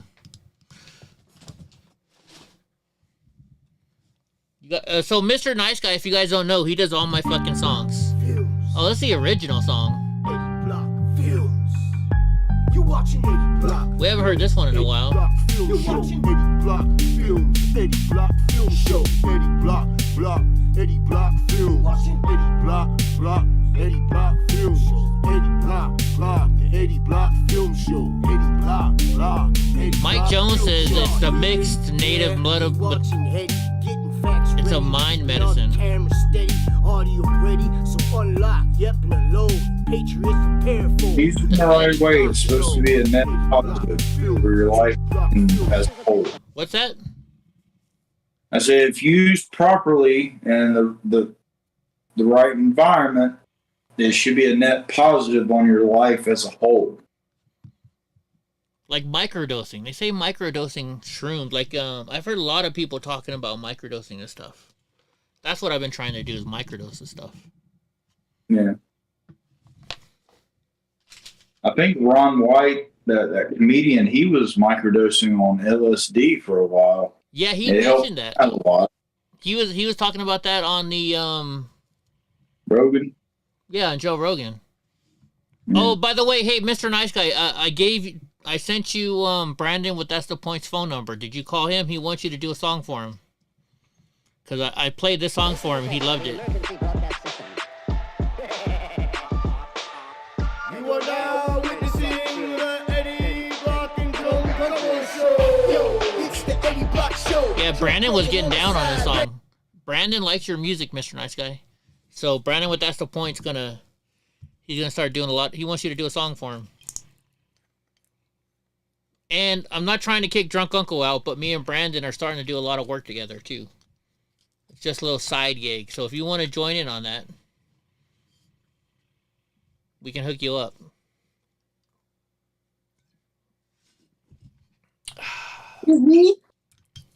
So he's doing the airplane jumping a lot, remember? Yeah. Heck yeah. He wants me to go down this weekend. He wants me to jump out of a fucking plane with him this weekend. I was like, I don't know about this weekend. I definitely want to do it. Just not this weekend. All right, Mr. Nice Guy. I'll tell him to text you. I'll give him your number. That would be that'd be a new journey for me. Like, I don't have a problem with heights so much as I have a problem with drop-offs. So would you put me on a mountain, I'm fine. You put me on the top of a roof, and I'm starting to freak out. Like if I walk towards the edge. So climbing up a ladder, I'm fine. Coming from a roof down to a ladder, that's when I start to get a little worried. Would you go skydiving with us? Who, me? Yeah. Oh, I ain't got the pockets for it right now. Where you guys going skiing? Well, he told me he's like Eddie. It's only $80 or it's like $30 for the jump ticket. Yeah, I know, but I got to get all the way out there. That's going to be. That's true. You know. All right, real quick, guys. So in this, if you're here and you're new or you don't know who Brandon with that. Hey, so anyways, this is Brandon's video. Hey, don't touch me. Hey, don't. This is Brandon. Don't touch me. Don't touch me. Let's go. You're going to flip you like a pancake. You're going to flip you like a pancake. Let's go. Let's go, pussy. Let's go. Boom. Yeah, Brandon don't fuck around. Watch him drop this dude. Oh, hold on, let me do it again. You missed it. He dropped this fucking dude like real quick. Hold that on my face, please. Motherfucker. Yeah. Hey, so anyways, you got your here. We'll play a little for the more. Freedom and no government and all that bullshit, right? No, we're building a wall. Right? We're building a wall. You don't understand. But you don't weigh enough, little boy. You're underage, dude. You're underage. Hey, somebody get this child out of my face, please. Motherfucker. Yeah. Hey, so anyways, you got your. Hey, don't touch me. Hey, don't touch me. Don't touch me. Let's go. Let's go. Let's go. Damn. Let's go, fuck boy. Let's go. He took on a whole entire fucking he just knocked that fucking dude out. Brandon does not fuck around. So yeah, so that's kept his calm as long as he did around all those people. Right. Let's see. Let me go back to his channel. There's one where he I would say if you ever want to get into an altercation with Brandon, don't give him enough time to drop his backpack, because once he drops his backpack off, only like, the power of God. He's about to fuck you up. Right. Well, like here, so this is see this guy when you get to the video, when you see it, there's a guy on a bike. He's a Marine. He's in bright colors, and yeah, he's a Marine, right? But these people come and they pull a knife on him. So what happens is Brandon jumps in the middle between this Marine and the guy with the knife. It'll play in a second. Here, I'll let him explain it. Naturally. I mean, that's what... So he gets sprayed in the face. Look at that. Okay?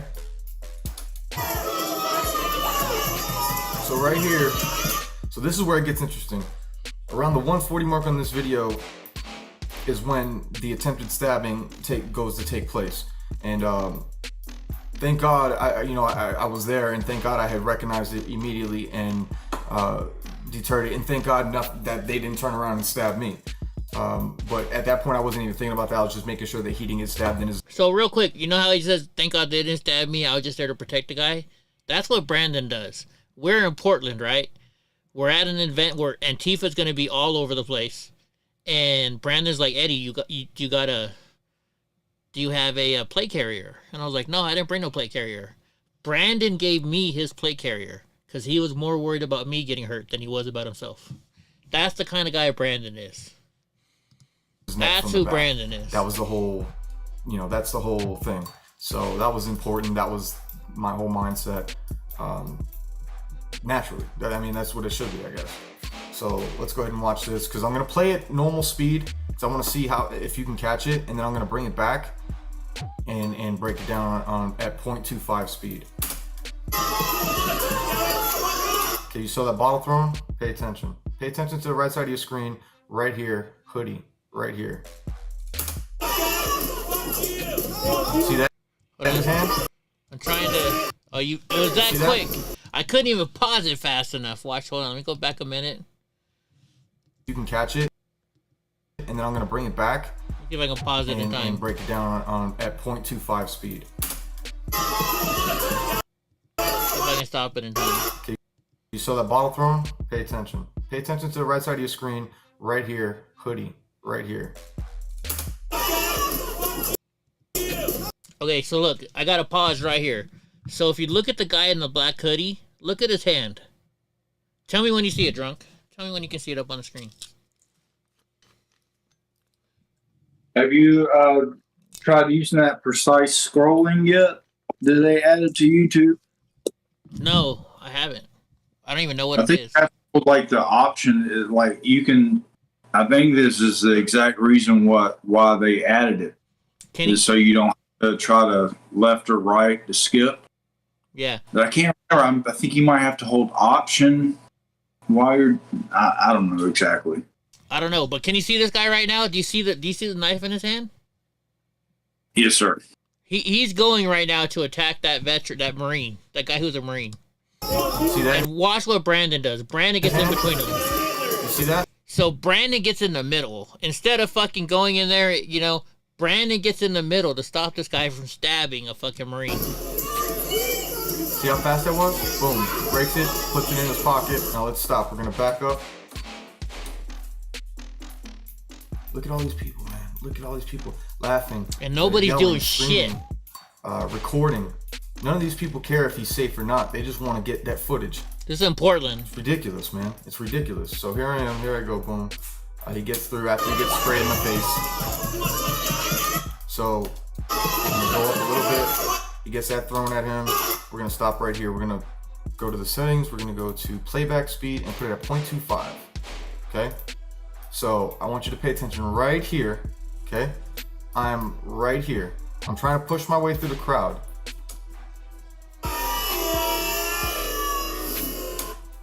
Now let's stop. You see this? You see this right here in his hand? What is that? It's a knife. You tell me. Let's continue to go. Look. What is that? What is that? That's a knife, dude. That's a shank. Okay? He's about to walk up and stab him from the back. Oh, let's play it right now. Let's play. Okay?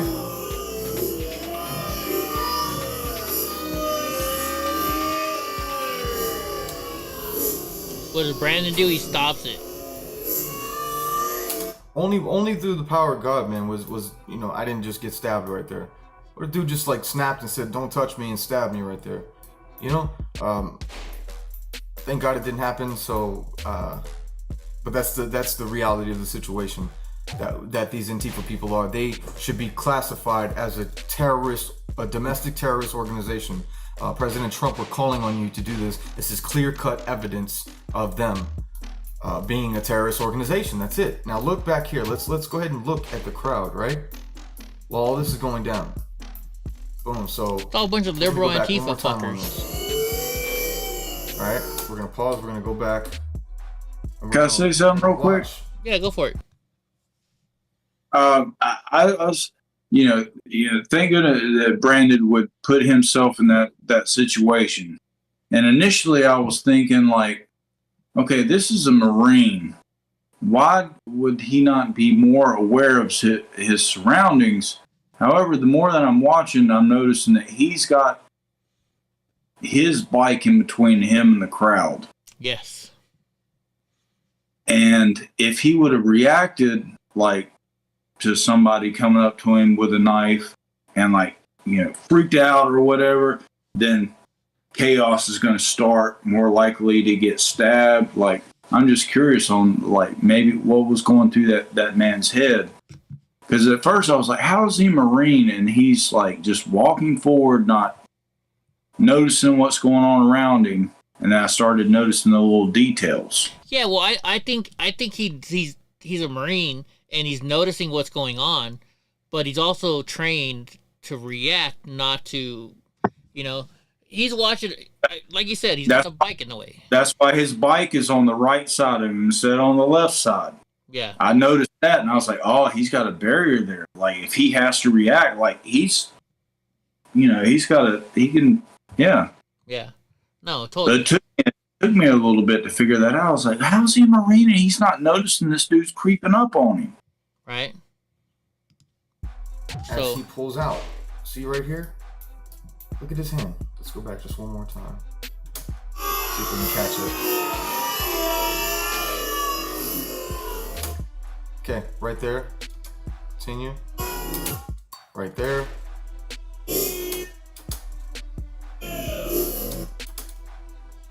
I mean, that's clear cut to me. That's clear cut to me. What the hell are you thinking? This is the United States of America. You're gonna stab somebody who served our country from the back with your mask on like a coward? You're cowards. President Trump, they're cowards and they need to be classified as terrorists Immediately, based off of this footage alone, immediately.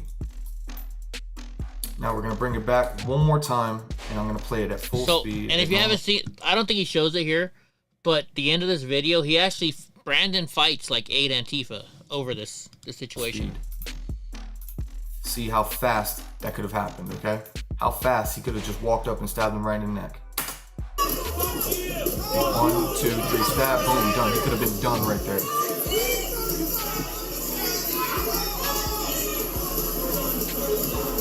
And actually, if I remember right, guys, this is the same day that y'all seen the video of Rufio, the one punch.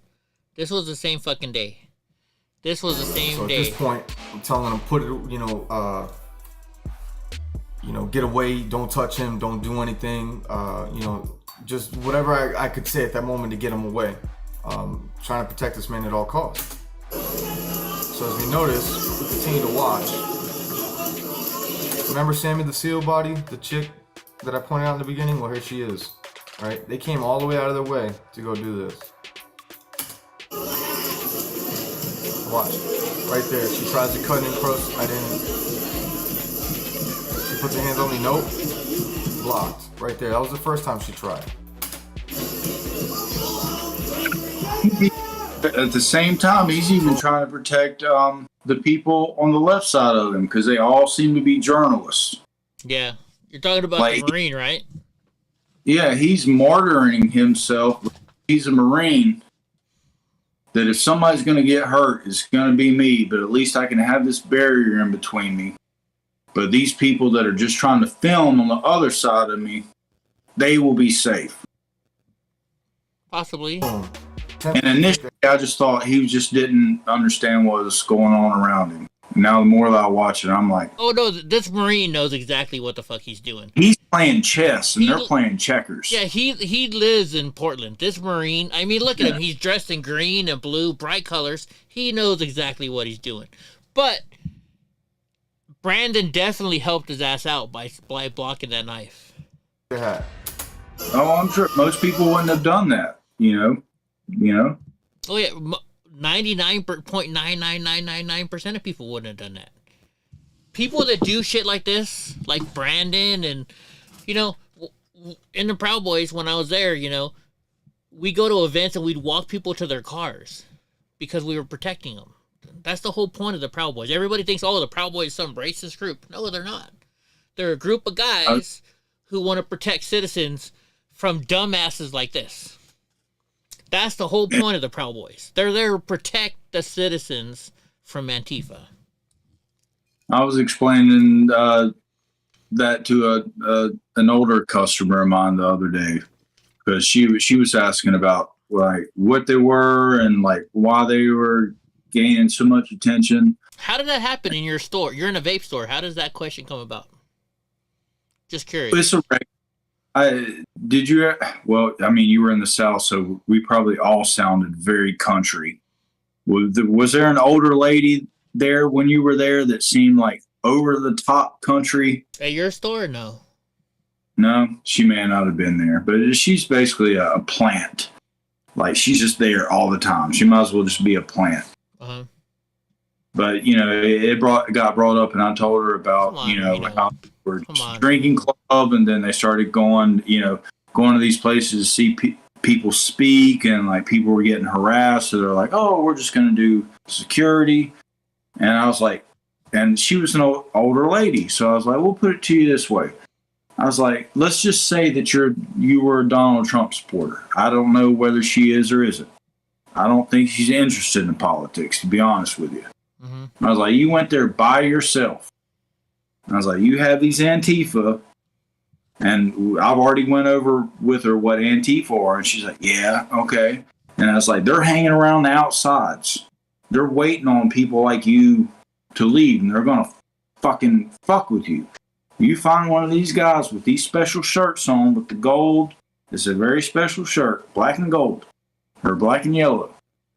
I was like, "They will walk you to your car. They will get you out, walk you to your car." And I was like, "If you even felt so threatened, they would probably follow you to your hotel room and make sure you get to your room or get to your flight or wherever the hell you got to go." And she's like, "Really?" Really? And I was like, yep. Yeah. Well, like, I can't give too many plans out, but I mean, you know, here, before I joined the Proud Boys, I'm not a Proud Boy anymore, as Reno will definitely mention to you guys. But wherever we went, the Proud Boys were there, and they looked out for us. They watched out for us. And after, you know, I did all of Ben's videos, and wherever Ben and I went, there was a Proud Boy. There was somebody watching over us. And I'm like, you know what? You know, one of us has to join, bro. You know, one of us has to give back to the Proud Boys who are always there protecting us. So I joined. And when I joined my chapter, it was the greatest thing in the world. It was a friendship that I'd never had, you know? Every time you went to your meeting or you saw another brother, it's a hug.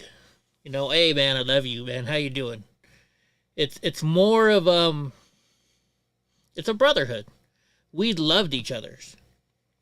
Right? You know, every time I saw so and so, they're like, hey man, I love you. They give me a hug. Hey, I love you, man. You know? One of the guys, their mom's plumbing was clogged. He called me up 5 minutes later. I'm at their house with my snake, you know?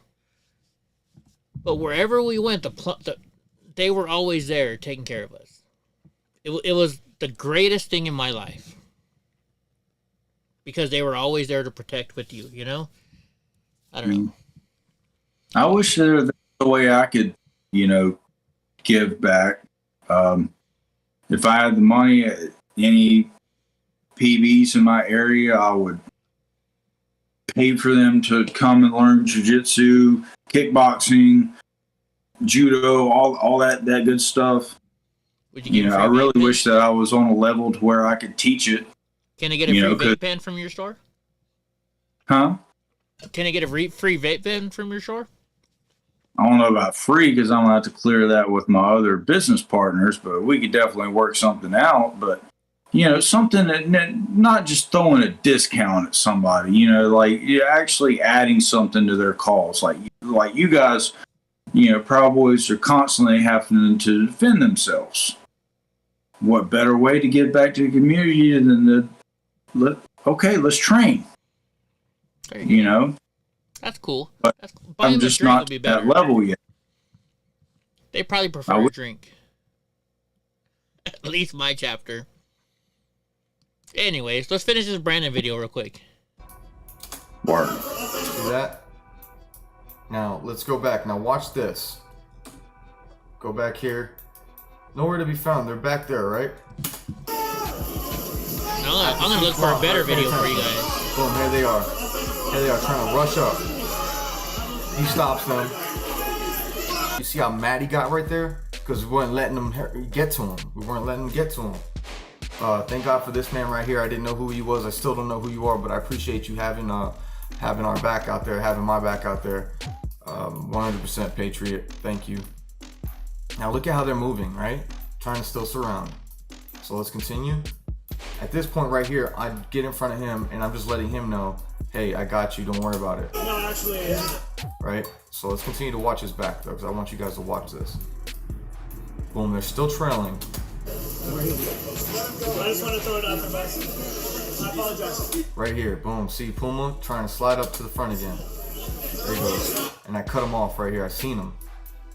So right here I'm telling him, I'm like, back up. He ain't doing nothing to nobody. You're not touching him. Do not touch him. Do not touch him. He ain't bothering nobody. Alright? So they're still trying. So right here, now check right behind this green shirt. This female goes and throws a rock or some projectile at him. And thank God it missed him. And she tried to do it again. And so I ran in front of her. As you'll see. She threw something. She missed it. She went to chase after him. So this is at this point. I go to block them off, just to cut her off. This man takes her down just to stop him from trailing to injure this man. Now watch back here. We got camo jacket, orange bandana. Not sure if you guys seen the footage, but he was arrested later on for something else. I'm not sure exactly what it was, but he was arrested. But this guy catches the most beautiful Spartan kick right to the chest, full speed. Don't run full speed at people trying to attack them. Not a good idea. Okay. So let's watch. See him running full speed. Let's turn this way and watch him. Boom. Boom. Yeah, Don't do Brandon took him out. Don't run up on us like that. Don't try to attack. Don't try to attack people. That's what happens, man. Let's rewind that. Let's catch him from this side. Okay, so here he goes, start to run. Boom. Caught him. We'll go back here and we're gonna go to the 140 mark. Okay, we're gonna pause right there. So this is at the 140 mark. We're gonna rewind actually 5 seconds. We're gonna go 135 mark. All right. And once again, I want you to pay attention.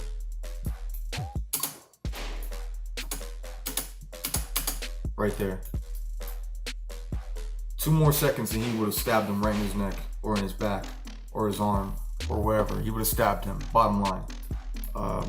This should not be allowed. This should be clear-cut evidence that these people are a direct threat to society and they need to be demasked, they need to be disbanded, and they need to be arrested on sight. Just thank God that nothing happened. This is a breakdown of that 360 cam. Thank you guys for staying tuned in. Like, share, subscribe. Please share this video because this is how we get the truth out. The mainstream media will not show you this. So I am here, independent media, to do this for you so that you can understand the severity of what's going on in these streets and not what they're trying to tell you behind your television screen, okay? So pay attention, guys. This is the real truth. This is the real deal, and that's the point. What, Brandon? All right, hold on. I'm still trying to find this fucking video. It's pissing me off. I can't find it. Can't find this video I'm looking for. Let's see. Is it this one? See how tiny that little thing was that was trying to run up on him and stab him? Oh, yeah, definitely. Oh, yeah, this is it. That Marine's fucking forearm was bigger than that dude's thigh. Right?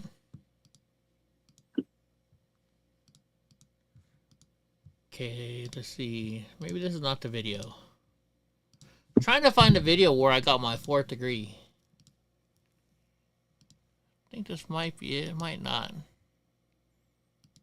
I'm trying to find it. Just so I can show you what Antifa does. That might not be it.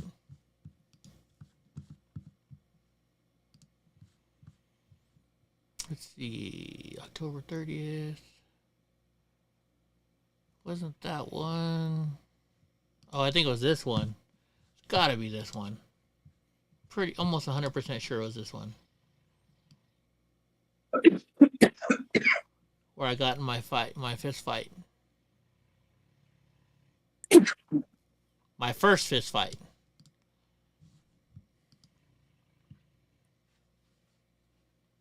Fist fight for the cause. Hey, you guys, Reno's leaving. Fuck Reno. Reno's a fucking dickhead. Fuck you, asshole. I love you, motherfucker, but fuck you. He's a Proud Boy from somewhere. We're not gonna say where, but fuck you, Reno. Get the fuck out of here. Hold on, let me show you my. Wait, Reno, you gotta see when I got my fucking my 4th degree, bro. Hold on, I gotta find this video. So Reno's okay with us, I guess. I didn't know, so I just didn't say anything. I was like, oh. Reno likes to troll people. Reno's a fucking dick, but at the same time, Reno's fucking cool. I love you, okay. Reno, but I hate you at the same time. How about that? Reno's a bitch. He won't fight me in person. I'd whoop his fucking ass. I'll fucking say it to your face, motherfucker. I'll kick your fucking ass. I don't care how drunk I am. Oh, goodness. I was wondering what would happen if I got a hold of him. Reno will kick your ass. Really? I don't know. But probably, yeah. I don't know. I've never met Reno. I've never met him. But he's a Proud Boy, so you got to give him credit. You got to give him credit. You got confidence in yourself, not me? That's because I've been in fights, in real life fights. I have too. Have you? Yeah. My bad. I thought you hadn't. No, I'm just more contained on my strategy now. But I think it's far more that whenever you can slow down when somebody's coming at you, I think that's the biggest thing. Because most people, when they get into fights, you just like, I don't think you picked it up, but like it's kind of a joke in mixed martial arts community when I said he sees red and bodies drop. Yeah. So Eric wants to know why are you so fucking down on me? Well, Reno was down on me at first because of me videotaping stuff. He, which is understandable. It was understandable. Yes, my videos may have gotten some people in trouble. Yes. I'm not going to lie. Should I have filmed it? I don't know, but I did. Well, I think Reno probably would have his way with me. He said he's a purple belt. If that's true, you would definitely have your way with me. Fucking no cap. No cap. But here's the deal. I'll still roll with you. I still roll with you, though. Just know, just don't fucking break my ankles off of me, please. Let me put it this way, guys. Me and Reno, we're Proud Boy. Well, I'm not a Proud Boy anymore, but when I was a Proud Boy, that's what you do. When you're brothers, you fuck with each other. You fuck around. Like, if you guys heard what Enrique said a few minutes ago when I played that thing, he's like, I fucked with Eddie. Eddie fucked around with me. Right? That's what we do. We're brothers. You fuck around with each other. You talk shit to each other. That's what you do when you're friends and you love each other. So does Reno fuck with me? Yeah, he does. But you know what? That's what I joined up for. When I became a Proud Boy, that's the whole point of being a Proud Boy. We fuck with each other. We talk shit to each other. But I tell you what, if Reno and I were on the same fucking street and Antifa were to start fucking with me, Reno would stand up for me. If Antifa were to start fucking with Reno, I would stand up for Reno. Reno, am I right?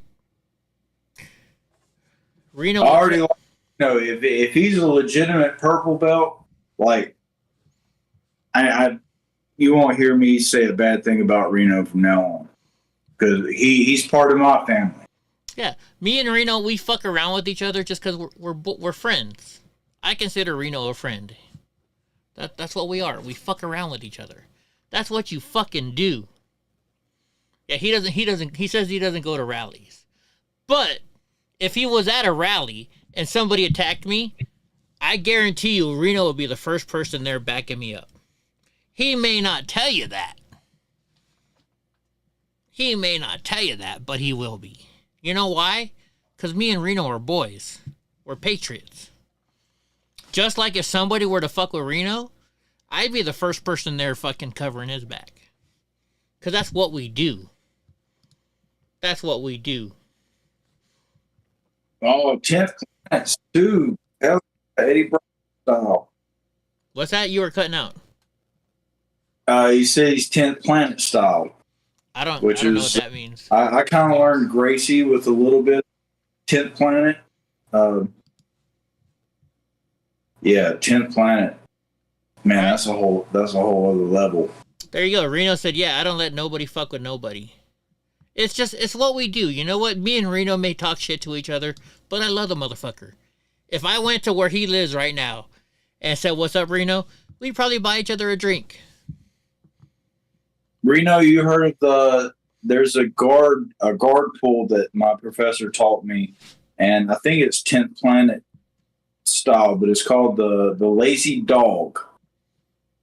I don't know if you've ever heard of that one, but it's basically just it's basically a way to go from guard to, you go from omoplata, gogoplata, triangle, and armbar.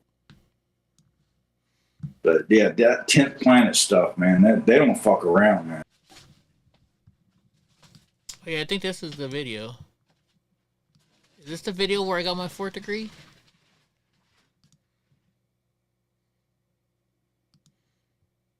I don't want to show it to you till I see it. I think this is it. Oh yeah, let me pop it up on. I can pop it on the screen now. Or do you already see it? No, you don't. Oh, that's why. That's why you guys don't see it. This is why. There you go.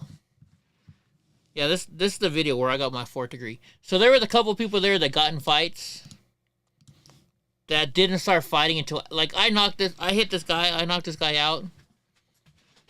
And it wasn't until after I knocked this dude out where some other Proud Boy jumped in, and he's like, "Oh yeah, I got my 4th degree."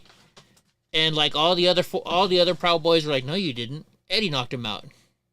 You didn't even get in the fight till the fight happened." This is it. Hold on. Let me find it. Let me fast forward. Like, this is it. This is where I earned my 4th degree. Was right in here. Because I fought Antifa. Oh yeah, here it is right here. Oh, I y'all to go straight into subs. It's not a guard passing. So what? I mean, I guess use it as guard passing. Here we go.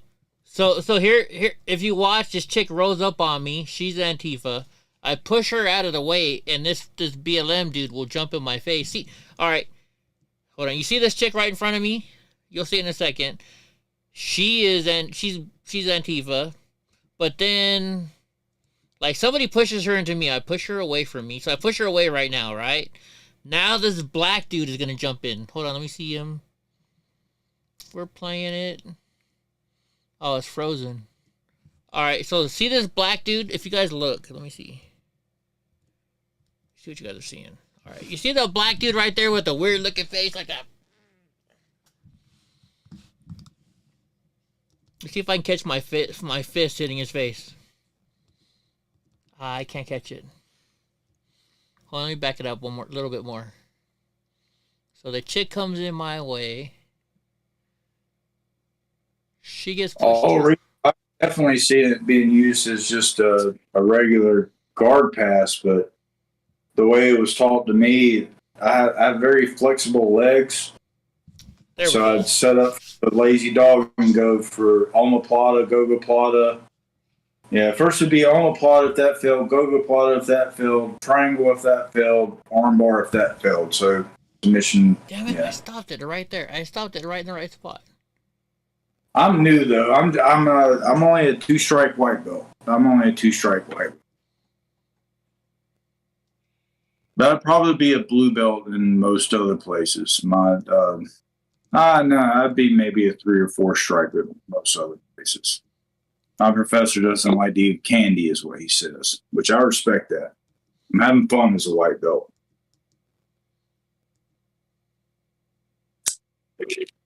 I'm trying to stop it right at the right spot. Okay, so you see the black dude with the fro? He's like fighting with us, right? That's angry. Okay, there it is. I stopped at the perfect spot again. See this left hand? See where my arm is right now? That's actually me. That's my arm. Wearing my black hoodie. That's me punching the dude. There's my 4th degree right there, because I fucking knocked that dude out. Right there. Left-handed. I'm right-handed. Reno, you still train? And if you do or did you ever compete? I'm doing tap pantser out in a couple weeks. And then I'll be doing Naga again in a few months after that. You have your people in jiu-jitsu that are hobbyists and competitors. I still am trying to figure out where I want to be, because competing is definitely hard on you. There we go. I stopped at the right spot finally. Can you see it? I had to Is it on the screen? a chiropractor after my last competition. Uh-oh, he still trains. Next time I come to your house, North Carolina drunk, we'll drive down to where Reno is. I won't say where he is. We'll have a little jiu-jitsu combo or competition with them. Oh, I'm not afraid of rolling with anybody. And I think that's what Professor likes about me so much. He was just like, I was like, what's going to happen? And he was like, I don't know. What is the worst going to happen? I was like, I get submitted. And he's like, exactly. Go out there. So I'll roll with the black. My coach is a purple belt. My professor's, well, you know, of course, the professor is, I think it's at least a 3-stripe black belt. But yeah, I get worked all the fucking time. I got worked all day today. And I've got a fucked up ankle. And now I got a lump on my eye from, he was trying to go from north to south in the darts or something, and I was trying to retain guard. And I fucking caught an elbow to my eyebrow, and I was pissed that I didn't get sliced open because I wanted something to show for it the next day. And that's some shit. You're mad because you didn't get your eyebrow busted open. It hurt enough. I mean, might as well fucking have some blood to show for it. Oh my gosh, I'm looking at the chat room from that day. People were like, oh my gosh, the Proud Boys got beat up. It's like, no, we didn't. No, we didn't. I fucked that dude up. You know, I'm still in my fucking gear from earlier today. So I got my rash guard on, my gi bottoms, my spats. Ooh. Fucking love it. Eddie hates it when I talk about jiu-jitsu, though. Sorry. I do. It bothers me. You roll with the John Brown. Wait, John Browns. Aren't those the dudes here in Fresno that like to fucking...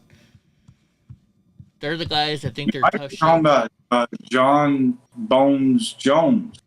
Or maybe John Brown. No, I think they're called John Browns. It's Antifa. It's one of Antifa groups. I called out Antifa to come roll with me at TCO, honestly. They're probably not going to show up because they don't like to fucking fight one-on-one. But this video I'm showing you guys right now, this is actually Enrique even called me after this. He's like, Eddie, you earned your fourth finally. Because Enrique saw this video. Enrique even said I earned my fourth. So fuck you, Reno. I mean, come on. How many times is a guy on a fucking mobility scooter gonna fucking punch a fucking black dude out? I mean, come on. Come on.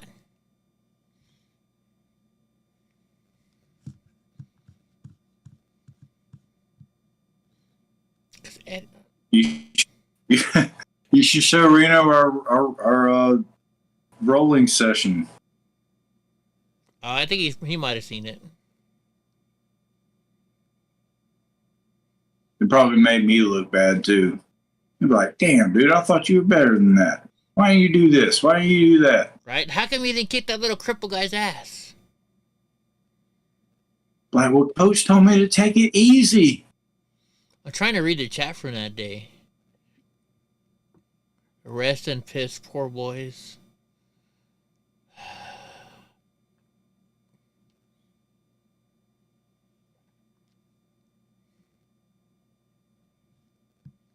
What day was this? This was streamed 2 years ago, but what day? I don't know. I got bloody that day.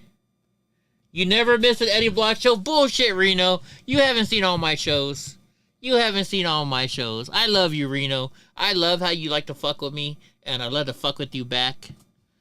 But you've missed my shows. Don't lie. Oh, you think you make all the memes? Oh, okay. All right, you make my Scooter Gate memes? But how many people do you know on a fucking mobility scooter that will fight like a man, like we're supposed to? You got to give me credit for that shit, motherfucker. Look, I even got my Proud Boys fucking flag on the back with my pig Penelope. You gotta give me credit for that one. And if not, fuck you. I'll fuck you up. Next time I go to where you're at, we're gonna fight, Reno. You and me. You and me, Reno. You and fucking me, bro. We'll have fun. We'll have fun. Dude, then there's this one. Remember when the black dude fucking tried to take my water bottle?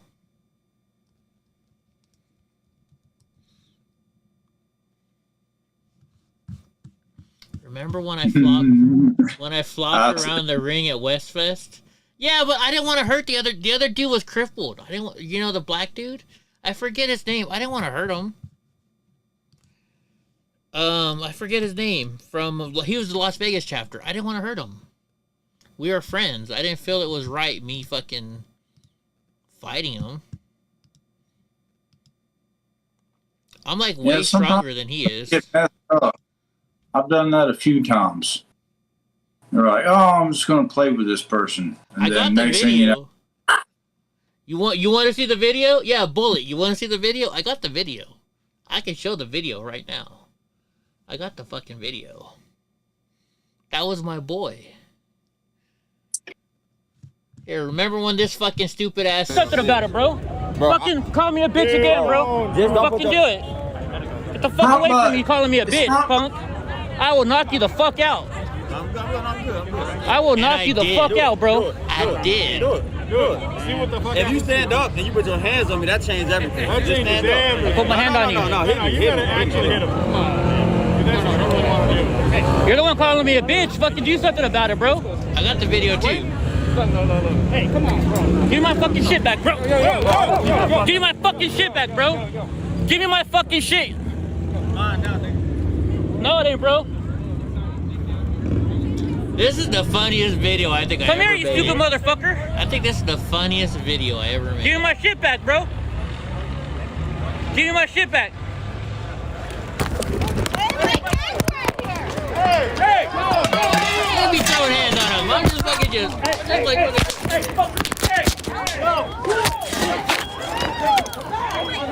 stupid ass. I won't say the word I want to say. I want to say a certain word, but I won't say it.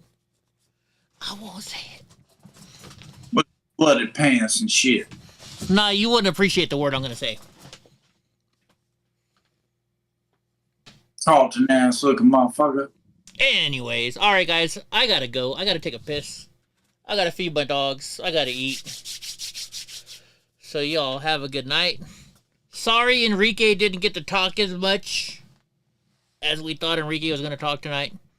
We're gonna get a show where Enrique is all Enrique. I don't know whose show it's gonna be on, but it's gonna be on one of our shows, and it's not gonna be like tonight. Tonight, oh, was that you, motherfucker? Fuck you, Reno. But anyway, I mean, look at Reno. He's got gray hair. He's an old fucking dude. He hides behind his mask. Fuck you, Reno. But anyways, we're gonna get together. We're gonna find a way for Enrique to talk to where you don't have all these fucking bitches talking about, oh, I wrote a book this, I wrote this book that. We don't care about your books. We want to hear from Enrique and the boys. We'll get a video together. We'll do something like that pretty soon. So, anyways, guys, I've been on for 5 fucking hours. I'm tired. Catch y'all later. Peace out. And, meow. Reno, go fuck yourself.